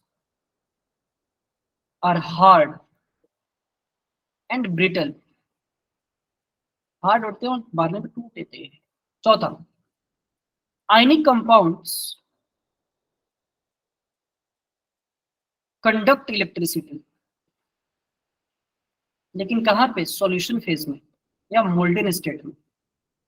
in molten state या और इन प्योर लिक्विड फॉर्म और इन सॉल्यूशन फेज। तो जब इसको सॉल्यूशन के फेज में डाल दो ना, जनरली तुम्हारे आयनिक कंपाउंड्स क्या होते हैं? सॉलिड इन नेचर होते हैं। आयनिक कंपाउंड जो होते हैं वो सॉलिड नेचर में, लेकिन अगर तुम उसको हीट करके मोल्टेन स्टेट में लेके जाओ या तुम उसको पानी में डाल के उसको सॉल्यूशन फेज में उसको घोल दो, तो ये इलेक्ट्रिसिटी कंडक्ट करते हैं। जब इलेक्ट्रिसिटी पास करोगे तो वहां से गुड कंडक्टर हो जाएगा। अगला पॉइंट, पांचवा, आयनिक कंपाउंड्स, सब ध्यान में रखना, छोटे छोटे पॉइंट्स है, आर हाईली सॉल्युबल, ध्यान रखना ये इन जनरल है, इन पोलर सॉल्वेंट्स। दिखाएंगे बच्चे जिज्ञासा, प्रीवियस स्लाइड दिखाएंगे। In polar solvents like water. तो जो आयनिक कंपाउंड होता है ना, वो बहुत ही ज्यादा सॉल्युबल होता है इन जनरल पोलर सॉल्वेंट में। पोलर सॉल्वेंट जैसे कि पानी। एक चीज ध्यान रखना यहाँ पे, बहुत ही इंपॉर्टेंट है क्या, कि जनरल रूल ऑफ सॉल्युबिलिटी, घुलने का या सॉल्युबल होने का एक जनरल सा रूल है सॉल्युबिलिटी। वो क्या है? लाइक डिजॉल्व्स लाइक, एक जैसा एक जैसे को घुला देता है।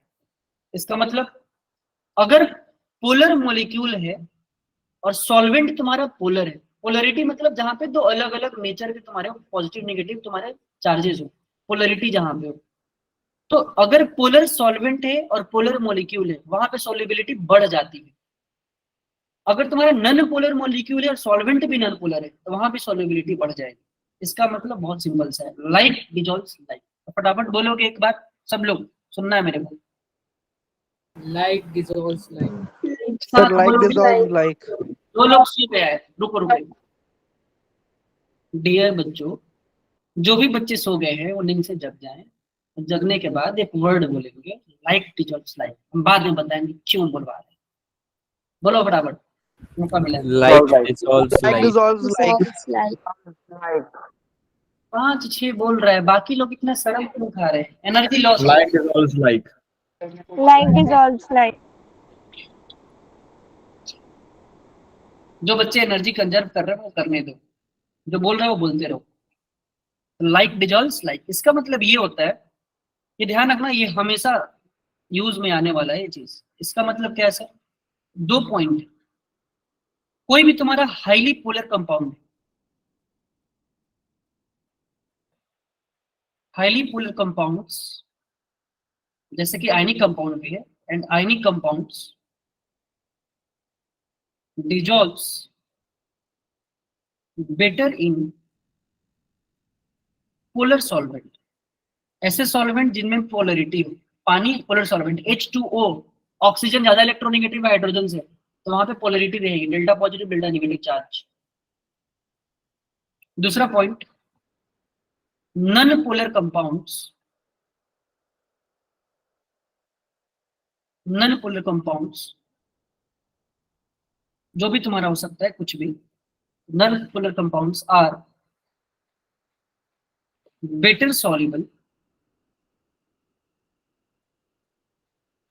in non-polar solvents। Non polar solvent कैसे है? जैसे कि तुम्हारा benzene, CS2, CCl4 etcetera, ether भी। ये सारा याद रखना। जो तुम्हारा नॉन पोलर कंपाउंड है वो नॉन पोलर सॉल्वेंट में ज्यादा अच्छे से डिजॉल्व करता है। सर इससे सवाल आता है क्या? बिल्कुल, बाद में तुमको ये चीज समझ में आएगा जब कुछ और पढ़े होगे आगे, तो कहीं ना कहीं तुमसे आता है कि कोई भी कंपाउंड सॉल्युबल है कि नहीं, ये कहाँ पे ज्यादा सॉल्युबिलिटी होगा। बच्चे कंफ्यूज रहते हैं, तो अगर इसको ध्यान रखोगे फायदा में रहोगे। बाकी जब एक ऑर्गेनिक केमिस्ट्री हम पढ़ाएंगे ना, जब पूरा खत्म हो जाएगा, एक मिसलेनियस टॉपिक करके लेते हैं, वहां पर तुमको सॉल्युबिलिटी का और अच्छा रूल बताएंगे। लेकिन अभी के लिए तब तक ध्यान रखना। तो बहुत था सिंपल सा चीज कि जो आयनिक कंपाउंड्स होते हैं वो हाईली सॉल्युबल होते हैं पोलर सॉल्वेंट्स में। क्यों? क्योंकि वो तुम्हारा पोलर कंपाउंड है। आयनिक सॉलिड जो भी होगा उसमें पॉजिटिव नेगेटिव चार्ज रहता है। पोलर कंपाउंड है तो पोलर कंपाउंड ज्यादा सॉल्युबल होगा पोलर सॉल्वेंट्स में। पोलर सॉल्वेंट जैसे कि पानी है। ठीक है क्या? तो सर मतलब पानी पे भी मतलब चार्ज होगा, मतलब थोड़ा आपस में। हाँ, अब तुम लोग याद नहीं रखते इसीलिए अच्छा नहीं लगता है। एटॉमिक स्ट्रक्चर जब भी हम पढ़ा रहे थे तुमको पढ़ाया था, पानी का डाइलेक्ट्रिक कांस्टेंट लगभग 80 के बराबर होता है। यस सर, वो इप्सिलॉन नॉट की वैल्यू ही की। अरे नोट जल्दी याद करके बैठा होगा। एग्जाम्पल, जैसे मान लो हमारे पास ammonia, HCl, NaCl KCl, NO2CO3, Na2CO3, क्या है ये सारे पोलर है ना, यस सर। और हाईली सॉल्युबल। ये बहुत ज्यादा सॉल्युबल होगा कहाँ पे, पानी में। अगर मान लो कोई भी हम पोलर सॉल्वेंट ले, लेकिन एक पोलर सॉल्वेंट तुम्हारा हम पानी ले रहे हैं, वाटर। अब पानी में क्यों ज्यादा सॉल्युबल होते हैं, पानी का जो डाई इलेक्ट्रिक कॉन्स्टेंट होता है ना। अब कुछ बच्चे यहाँ पे परेशान होते हैं, सर डाई इलेक्ट्रिक कॉन्स्टेंट क्या बोल रहे हो आप। जिसको पता हो अच्छी बात है, ना पता हो और अच्छी बात है। डाइलेक्ट्रिक कांस्टेंट सिंपल सा चीज है कि कंडक्टिविटी होता है तुम्हारा किसी भी सॉल्वेंट का। पानी की कंडक्टिविटी ठीक ठाक होती है, इलेक्ट्रिकल कंडक्टिविटी। तो एक चीज ध्यान रखना बच्चे, एक और छोटा सा नोट डाल के याद रखना, क्या सर, कि अगर किसी भी सॉल्वेंट का तो डाइलेक्ट्रिक कांस्टेंट ज्यादा हो, डाइलेक्ट्रिक कांस्टेंट ऑफ सॉल्वेंट अगर ये ज्यादा है तो सॉल्युबिलिटी क्या होगा, बढ़ेगा कि घटेगा। बढ़ेगा सर। सर बड़े सर बढ़ेगा। सर क्योंकि वो तोड़ देगा ना बॉन्ड को सर आसानी से। पोलर या आयनिक कंपाउंड वो बढ़ जाएगा।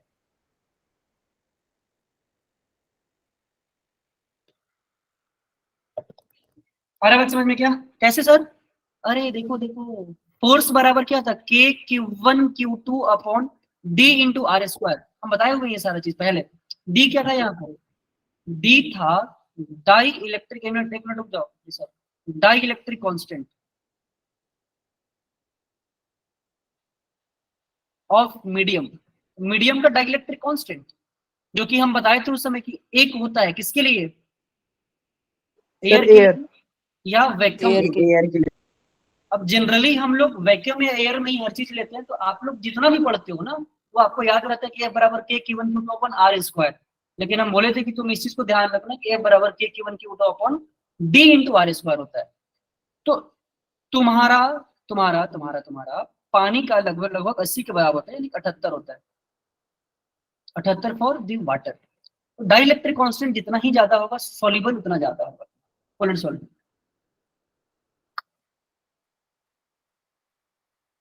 अरीन मलिक बोल रहा है hydration energy is greater than the lattice energy. हम पढ़े ही नहीं ये सब, पढ़ेंगे तो समझ जाएंगे, अभी के लिए हमें इतना ही पता है। ठीक है क्या, यस याद सर। रख लेना इस चीज को। अगला पॉइंट छोटू सा है, और अभी तक हम क्या पढ़ रहे हैं, ये मत भूल जाना कि सर पढ़ क्या रहे थे, जनरल प्रॉपर्टीज पढ़ रहे हैं आयनिक कंपाउंड का। नॉन डायरेक्शनल होता है आयनिक कंपाउंड का, ज्यादा मेल्टिंग पॉइंट, बॉइलिंग पॉइंट ज्यादा होता है, क्यों, बॉन्ड्स स्ट्रॉन्गर होते हैं। आयनिक कंपाउंड्स हार्ड होते हैं, ब्रिटल होते हैं, इलेक्ट्रिसिटी कंडक्ट करते हैं मोल्टेन फॉर्म में या प्योर लिक्विड फॉर्म में या सॉल्यूशन फेज में। तीसरा चीज कि ये हाईली सॉल्युबल होते हैं पोलर सॉल्वेंट्स में। कोई भी पोलर सॉल्वेंट ले लो, जनरली हमारे पास पानी है, पानी की डाइलेक्ट्रिक कांस्टेंट बहुत अच्छा होती है, इसीलिए ये यूनिवर्सल सॉल्वेंट है। बचपन में पढ़े होगे, पानी इज यूनिवर्सल सॉल्वेंट, ब्ला ब्ला ब्ला। छठा, रिएक्शन ऑफ आयनिक कंपाउंड। सो नहीं रहे हो ना, नो सर। कितने लोग हैं No, जो sir. सुनते हैं? No sir. No sir. Yes sir. हाँ पता है, ऋषभ जैन बोल रहा है सो रहे हो, सो जाओ तुम, आईआईटी भी तुमसे सो नहीं रहा सर। सो जाओ सो जाओ सो जाओ। Reaction of ionic compounds in solution phase. अगर तुम आयनिक कंपाउंड को सॉल्यूशन फेज में रिएक्शन करवा रहे हो ना, बहुत फास्ट होता है, और वेरी फास्ट। जैसे कि acid base reaction, acid base neutralization reaction फटाफट निपटता है, या प्रिसिपिटेशन रिएक्शन।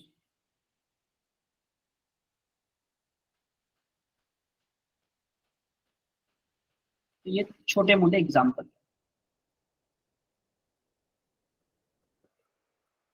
बोलो, हो गया क्या? Yes sir. बस, तो अब कहानी हमारी थोड़ी थोड़ी करके हम चैप्टर में हल्का हल्का सर प्रीवियस स्लाइड दिखा दो।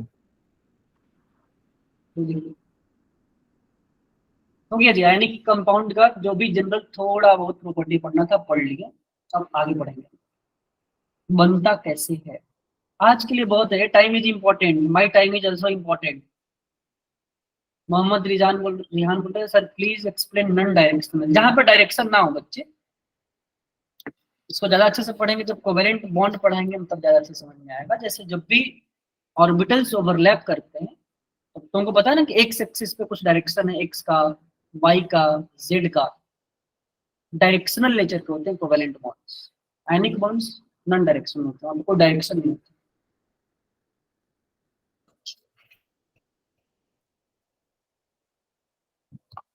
फटाफट 2 मिनट का आप लोगों के लिए गैप है, जिसको पानी पीना है पानी पी लो।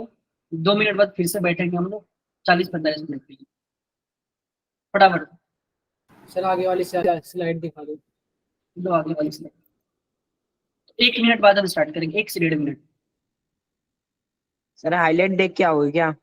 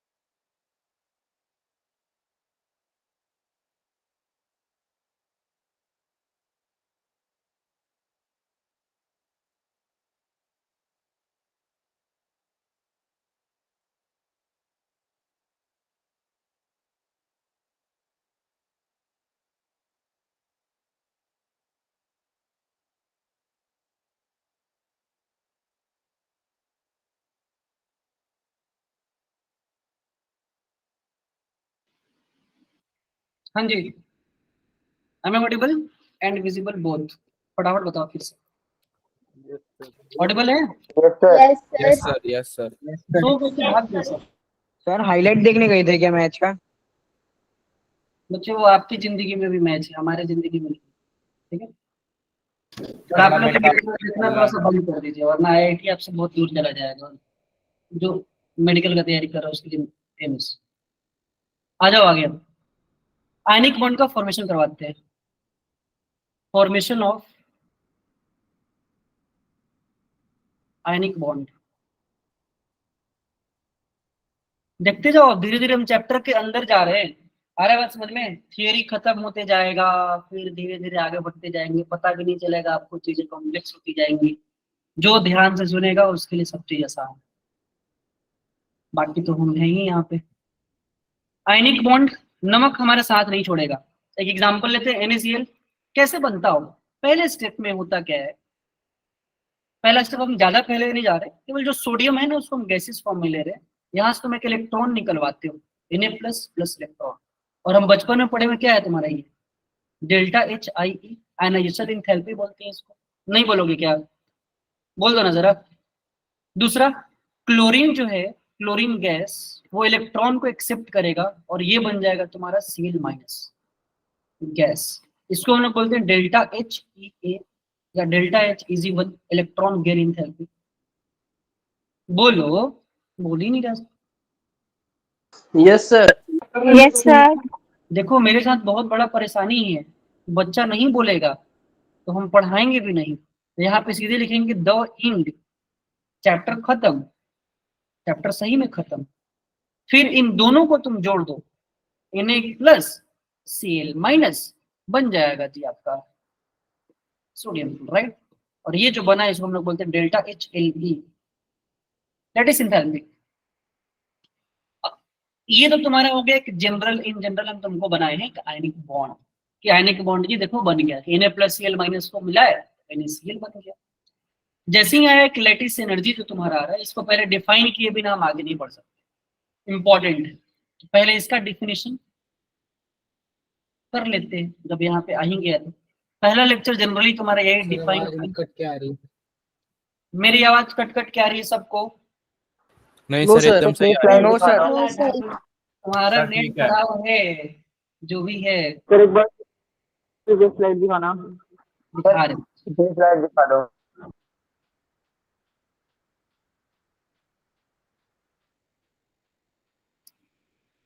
आयनिक बॉन्ड का जो फॉर्मेशन है, पहले स्टेप में तुम्हारा क्या होगा, सोडियम जो है वो अपना इलेक्ट्रॉन लूज कर रहा है। जब इलेक्ट्रॉन लूज होता है तो उसको हम लोग बोलते हैं आयनाइजेशन एनर्जी। और इंथैल्पी के सेंस में ले रहे हैं, यानी कि कितना तुम्हारा एनर्जी का चेंज हुआ होगा, इसीलिए हम डेल्टा H लगा रहे हैं, आयनाइजेशन इंथैल्पी वाला पॉइंट ले रहे हैं। ध्यान रखना, अभी जो भी हम आयनिक बॉन्ड में जितनी भी थोड़ी बहुत चीजें पढ़ रहे हैं ना, बहुत सारा चीज तुम्हारा यहाँ पे थोड़ा सा थर्मोकेमिस्ट्री से रिलेटेड है। सर वो NaCl गैस लिखा हुआ है। NaCl सॉलिड है, सॉलिड है, सॉलिड है, गैस होगी।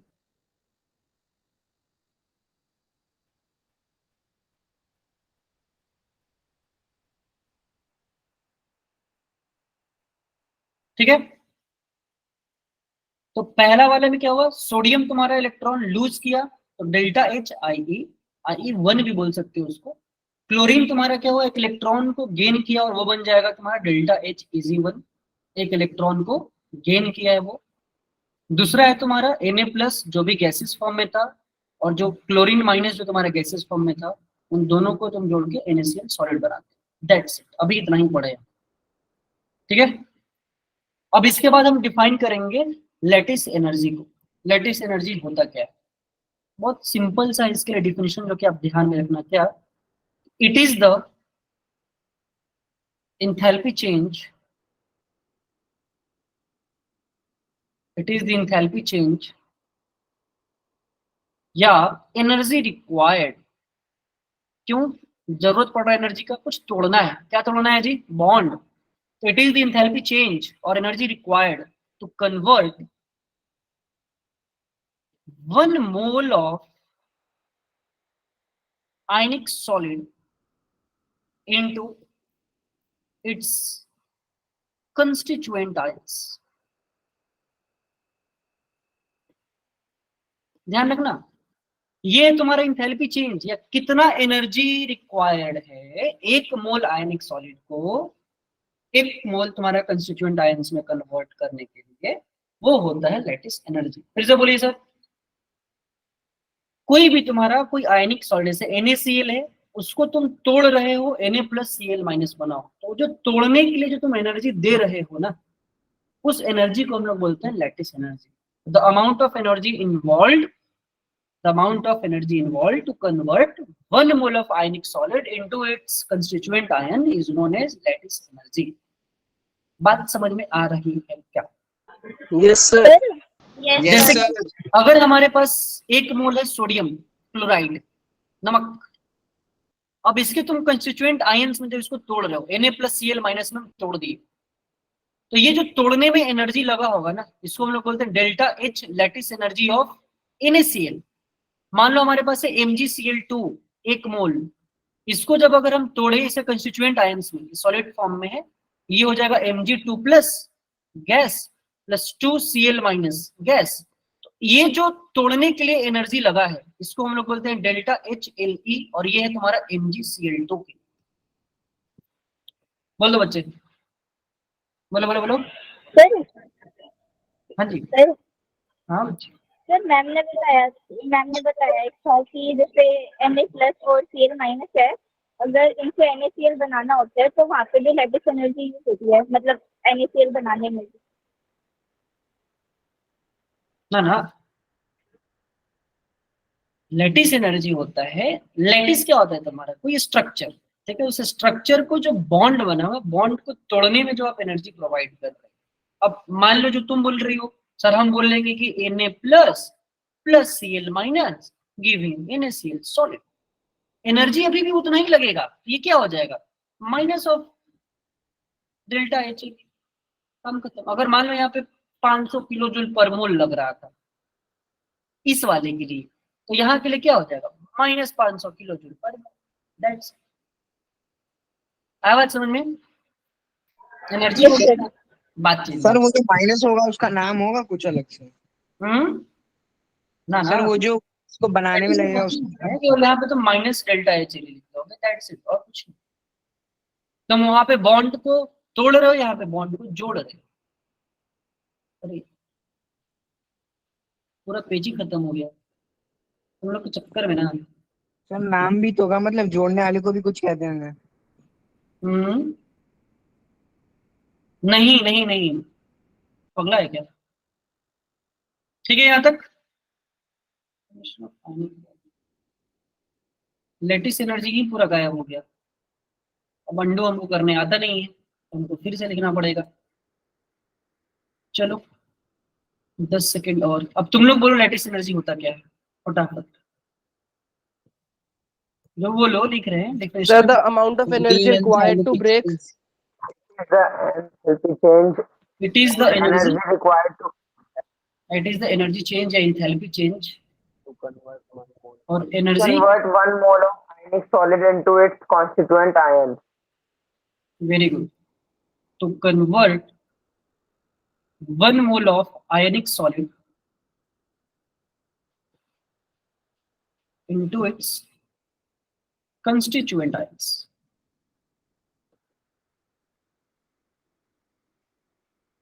गैसीय साइंस होते हैं, ध्यान रखना। एग्जाम्पल NaCl सॉलिड से बनेगा तुम्हारा Na+ gas plus Cl- gas, ये तुम्हारा हो जाएगा डेल्टा HLE ऑफ NaCl। चलो काफी है यहाँ पे।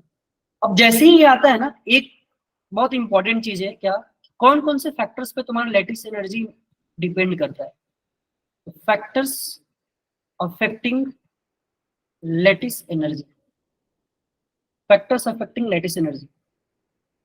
जो लेटिस एनर्जी होता है ना बच्चे, वो तुम्हारा पोटेंशियल एनर्जी के बराबर होता है। पोटेंशियल एनर्जी क्या होता है? K Q1 Q2 बोलो R। तो पहला जो तुम्हारा फैक्टर होगा जिसपे लेटिस एनर्जी डिपेंड कर रहा होगा, अब यहाँ पे क्या है, K तो तुम्हारा कांस्टेंट ही है, एक तुम्हारा चार्ज का प्रोडक्ट है और तुम्हारा यहाँ पे डिस्टेंस है। तो पहला क्या हो जाएगा, lattice energy depends upon 1/r plus plus r minus. अब ये r plus plus r minus क्या है सर जी? r plus plus r minus है तुम्हारा इंटर आयनिक,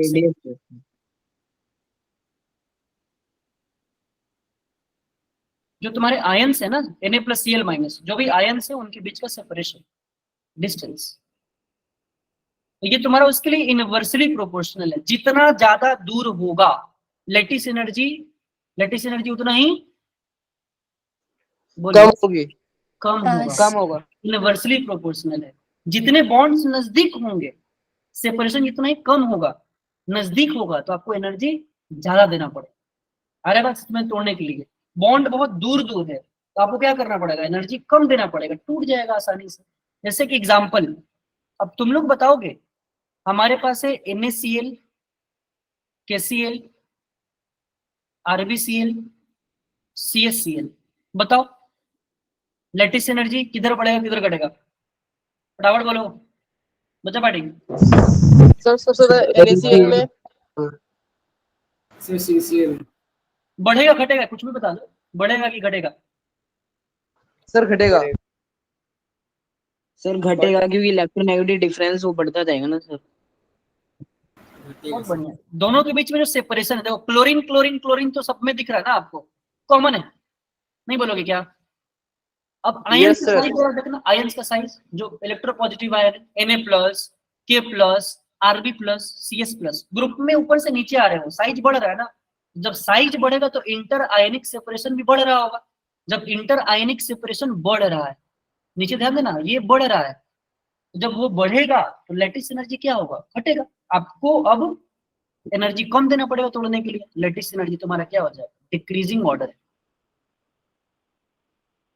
डिक्रीजिंग लैटिस एनर्जी। नहीं समझ में आया पूछ लेना किसी को, रोते मत रह जाओगे वरना बाद में। NaF, एक और ले लेते एग्जांपल, NaCl, NaBr, NaI। अब ये वाले में पॉजिटिव को कॉमन रख के अनायन को बढ़ा रहे हैं। अब बताओ बढ़ेगा घटेगा? बोलेगा बच्चा पढ़ जल्दी जल्दी फटाफट। सर घटेगा। सर घटेगा। बोलो घटेगा, घटेगा। है ना? घटेगा। अब यहाँ Na कॉमन है सब में, fluorine F-, Cl-, Br-, I-, तुम्हारे आयंस बढ़ते जा रहे हैं, बढ़ते जा रहे हैं, बढ़ते जा रहे हैं। इंटरआयनिक सेपरेशन भी बढ़ रहा होगा। जब सेपरेशन बढ़ेगा तो लैटिस एनर्जी घटते जाएगा, तो ये होगा सबसे ज्यादा, फिर ये तुम्हारा डिक्रीजिंग लैटिस एनर्जी। नहीं यस सर। पक्का? Yes sir. Yes sir. एक और,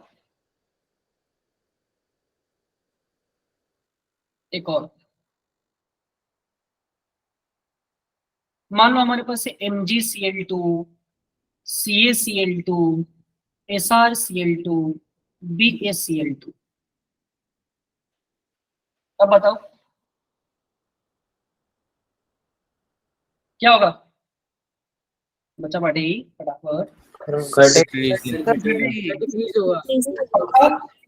बहुत अच्छी बात है।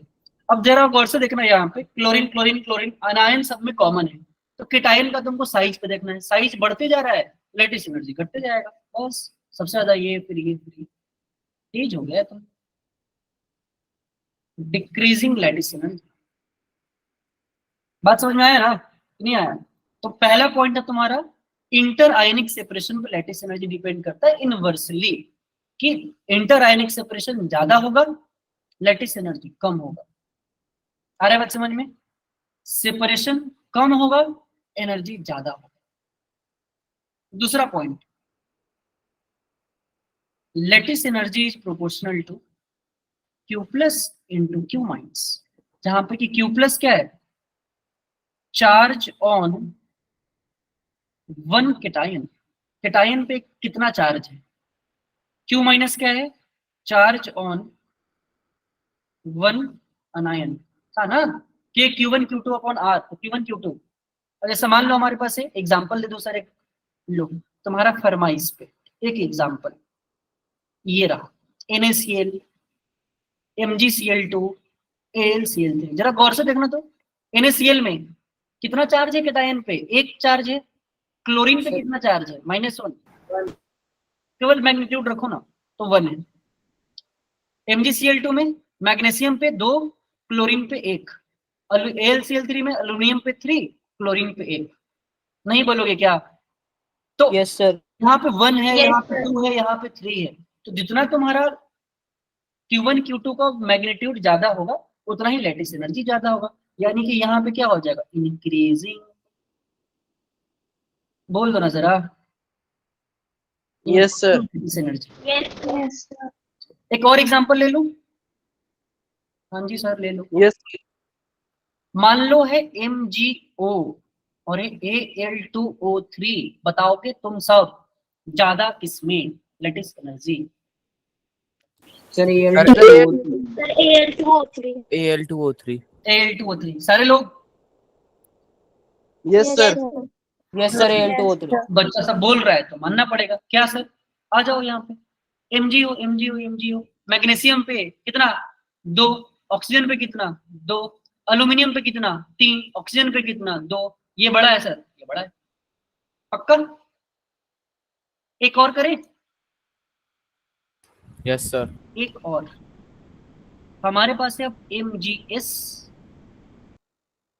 और MgCl2। अब दोनों में बताओ जरा। MgS में। सर MgCl2 में ज्यादा होएगी। देखो दो बच्चे बोले हैं, दोनों Sir, अलग MgCl2। लॉजिक लगाए हैं, MgS CL2। तो अपने अपनी जगह पे दोनों सही लॉजिक लगाए हैं। जो MgS से बोल रहा होगा वो चार्ज देख रहा है, जो MgCl2 बोला है, एक बच्ची बोली है शायद, वो साइज देख रही है। क्या करें? सर मैंने साइज देखा है सर, और लड़का हूँ मैं। अच्छा, ऋषभ साइज देखा है और लड़का है, ठीक। सारा क्लास नोट डाउन कर लेना, इंपॉर्टेंट है, जी एडवांस में आ सकता है। MgS और MgCl2 बताओ फटाफट क्या होगा। चार्ज डोमिनेट करेगा साइज पर। MgS जो है घटेगा। MgCl2। ज्योति बोल रही MgS। अच्छा आ जाओ, चार्ज से पहले करते हैं। Mg पे कितना 2, सल्फर पे कितना 2, यहाँ पे Mg पे 2, क्लोरीन पे 1। तो चार्ज के वजह से तो तुम्हारा MgS ज्यादा होना चाहिए था। अब साइज पे आ जाओ अगर, तो दोनों में Mg कॉमन है। अब उन बच्चों के लिए जिनको समझ में नहीं आ रहा अभी तक कि सर दोनों में क्या साइज और चार्ज दोनों बात कर रहे हो, पक्का इसमें कोई ना कोई तो बच्चा है, बताया भले ही मत। जरा गौर से ध्यान रखना बच्चे, ऑक्सीजन फ्लोरीन, ऑक्सीजन के नीचे आता है सल्फर, फ्लोरीन के नीचे आता है क्लोरीन। तुम जब पीरियड में जाते हो तो साइज घटता है। अरे बोलो ना जरा, तो यहाँ पे सल्फर और क्लोरीन में क्लोरीन है छोटा, नहीं बोलोगे क्या? जब क्लोरीन छोटा है तो इंटर आयनिक सेपरेशन क्या है, घट जाएगा। जब इंटर आयनिक सेपरेशन घट जाएगा तो लैटिस एनर्जी बढ़ जाएगा। तो साइज सपोर्ट कर रहा है, जैसे हम दोनों को अलग अलग ही लिख दे रहे हैं 2 बार। अगर हम साइज के हिसाब से देखेंगे ना, ये होना चाहिए, और चार्ज के हिसाब से देखेंगे तो ये होना चाहिए। तो अब एक चीज ध्यान रखना, नोट करके लिख रहे, जब भी एम्बिग्यूटी आए ना चार्ज और साइज में, जब भी लड़ाई चल रही हो, फाइटिंग है कि हम बड़ा कि हम बड़ा, चार्ज बोल रहा है हम बड़ा, साइज बोल रहा है हम बड़ा, always prefer side, always prefer those side where charge is involve. ठीक है, तो जो चार्ज जहां पे ज्यादा है आप उसको प्रीफर करो, वो डोमिनेट करेगा size.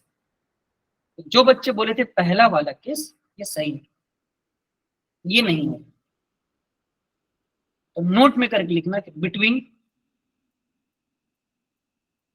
Charge and size it is generally charge that dominates। कटी कटा है, बताओ फटाफट, बोल दो ना जरा, सर इसमें generally chemistry is full of generally.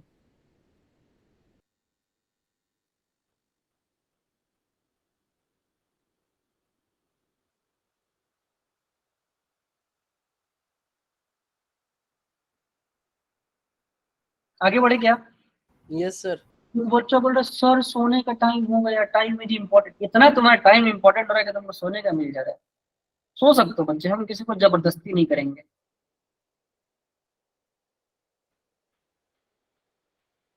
Force नहीं करेंगे, आप जाइए सोइए। लीव करने का आपके पास ऑप्शन है। अगला आ जाओ, थोड़ा सा पढ़ेंगे अभी और। अगला है स्टैंडर्ड इंथैल्पी ऑफ फॉर्मेशन। जो लैटिस एनर्जी है ना, लैटिस एनर्जी, उसको हम लोग इनडायरेक्टली इंथैल्पी ऑफ फॉर्मेशन के डेटा से बताते हैं, इंथैल्पी ऑफ फॉर्मेशन से। अब ये जो थोड़ा सा पॉइंट पढ़ेंगे थर्मोकेमिस्ट्री का है, बट कर सकते हैं अपन, ध्यान देना केवल, हो जाएगा, हम बताते हैं आपको। प्रीवियस स्लाइड हो गया, फटाफट अब आगे आ जाओ। तो यहां से लिख लेना क्या, कि lattice energy is indirectly determined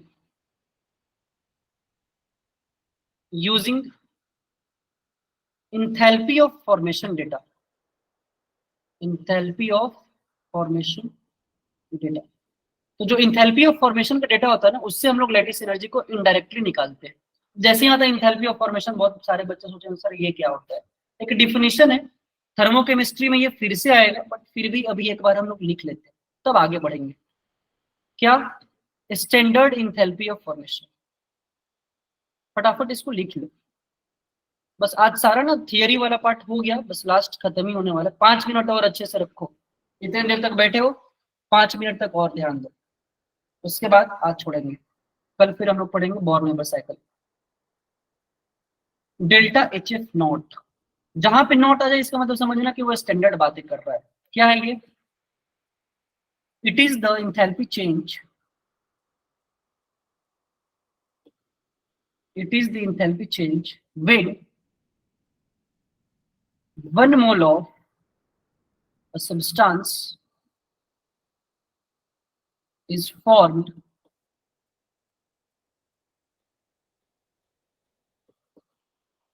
from its elements in their standard state at a given temperature। तो ये क्या है? इंथैल्पी चेंज है जब एक मोल सब्सटेंस बनता है अपने कंस्टिट्यूएंट एलिमेंट्स से स्टैंडर्ड स्टेट पे। अब जैसे ही आता है ना स्टैंडर्ड स्टेट, बड़ा इंपॉर्टेंट चीज है, ध्यान देना। सर ये स्टैंडर्ड स्टेट क्या है? हर एलिमेंट के लिए अपना अपना स्टैंडर्ड स्टेट है। कोई भी तुम्हें टेम्परेचर ले लो, जनरली हम लोग रूम टेम्परेचर 25 डिग्री सेल्सियस पे कैलकुलेट करते हैं। तो हर एलिमेंट का अपना एक स्टैंडर्ड स्टेट है, कोई लिक्विड फॉर्म में रहेगा, कोई सॉलिड फॉर्म में रहेगा, कोई गैसियस फॉर्म में रहेगा। आ रहा है बात समझ में? कुछ एलिमेंट्स के लिए हम आपको लिख के बताते हैं, ध्यान रखना, ठीक है।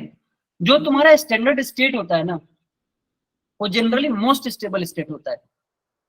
तो इसको लिख लो, आज की लास्ट पॉइंट। स्टैंडर्ड स्टेट क्या है? Standard state for an element is generally the most stable state। ध्यान रखना, एक्सेप्ट फॉस्फोरस।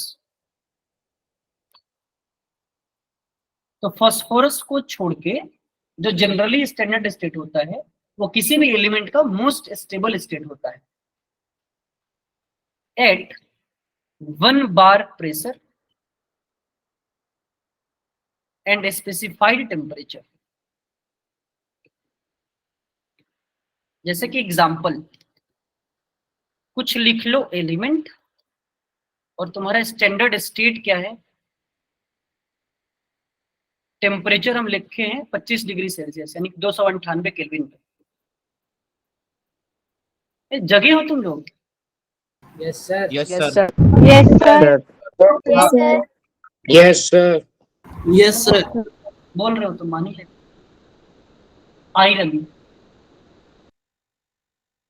आयरन का स्टैंडर्ड स्टेट कैसा होता है रूम टेम्परेचर पे? बोलो। Solid. सॉलिड फॉर्म में होता है। क्लोरीन,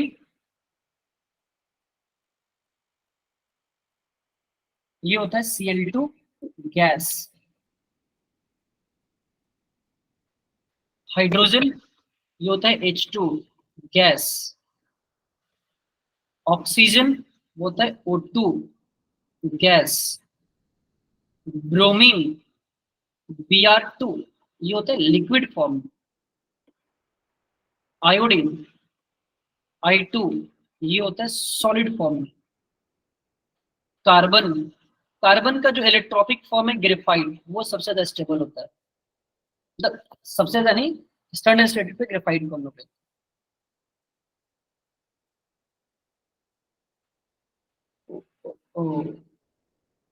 आ जाओ, एक बच गया था लास्ट तुम्हारा, सल्फर अगर लो। सर पिछला स्लाइड दिखा देना। 1 मिनट बच्चे भी दिखा देंगे। सल्फर जो होता है को एसिड फॉर्म में होता है, रोम्बिक सल्फर रूम टेम्परेचर पे होता है। फास्फोरस जो आपको हम बता रहे थे ना, एक्सेप्ट फास्फोरस, तो जो फास्फोरस का स्टैंडर्ड स्टेट है ना वो होता है पी वाइट। व्हाइट फास्फोरस जो होता है तुम्हारा वो स्टैंडर्ड स्टेट पे होता है। सर स्टार क्यों लगा रखे हो? नोट करके यहाँ पे लिखना, note that phosphorus white phosphorus is not the most stable allotropic form. जो व्हाइट फॉस्फोरस है ना वो सबसे ज्यादा स्टेबल फॉर्म नहीं होता है, मतलब 3 फॉर्म में रहता है phosphorus, white, red and black. Black सबसे ज्यादा स्टेबल होता है, फिर रेड, फिर व्हाइट। ये तुम्हारा इंक्रीजिंग ऑर्डर ऑफ स्टेबिलिटी। ये कब पढ़ेंगे सर? अगले साल जब पी ब्लॉक पढ़ाएंगे तो पढ़ाएंगे, बट अब आ गया है अभी तो याद रखो, कोई प्रॉब्लम नहीं है, फर्ज नहीं हो जाएगा। तो हम क्या बोले थे, स्टैंडर्ड स्टेट होता है तुम्हारा किसी भी एलिमेंट के लिए उसका मोस्ट स्टेबल स्टेट, फास्फोरस को छोड़ के। तो फास्फोरस का क्या होता है, मोस्ट स्टेबल स्टेट तुम्हारा ब्लैक है, ब्लैक फास्फोरस। लेकिन स्टैंडर्ड स्टेट पे हम लोग किसको लेते हैं, व्हाइट फास्फोरस। इस चीज को ध्यान रखना, ठीक है? ठीक है क्या? Yes, sir. Yes, sir. Yes, sir. Last point क्या, कि जो डेल्टा HF नॉट है, तब स्टैंडर्ड हीट ऑफ फॉर्मेशन सारे एलिमेंट्स का, of all elements in standard state, अगर वो अपने स्टैंडर्ड स्टेट में है तो इज असाइंड 0। तो डेल्टा HF नॉट उसके स्टैंडर्ड स्टेट पे 0 वैल्यू होता है। यानी कि अगर कोई पूछ दे कि delta HF not of carbon graphite, तो क्या बोलोगे तुम, वो है 0। कोई पूछ दे डेल्टा HF नॉट बताओ तुम्हारा Cl2 गैस का, तो ये क्या हो जाएगा, 0। Delta HF not of N2 gas, ये भी क्या हो जाएगा, 0।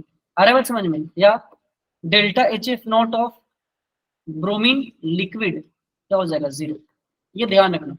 बस आज की कहानी खत्म। कल हम लोग शुरुआत करेंगे हिस लॉ, बॉर्न हेबर साइकिल से, ठीक है क्या? तो कल अच्छा खासा कैलकुलेशन होने वाला है, थर्मोकेमिस्ट्री पढ़ेंगे कल का सर ये लेक्चर। डेल्टा HF नोट क्या बता क्या रहे हैं सर? हीट ऑफ फॉर्मेशन, तुम्हारा 1 मोल जब भी बनता है ना अपने कंस्टिट्यूएंट एलिमेंट से, स्टैंडर्ड प्रेशर, स्टैंडर्ड कंडीशंस पे, उसको हम लोग बोलते हैं हीट ऑफ फॉर्मेशन। अभी कोई भी चीज जब बन रहा होगा तो उसमें एनर्जी की इन्वॉल्वमेंट होती है, तो 1 मोल कंपाउंड बनने में कितना एनर्जी का इन्वॉल्वमेंट है वो कैलकुलेट होता है। स्टैंडर्ड कंडीशंस पे सबके लिए असाइंड वैल्यू होता है 0, ये ध्यान रखना। बस तो आज के लिए 2 होमवर्क।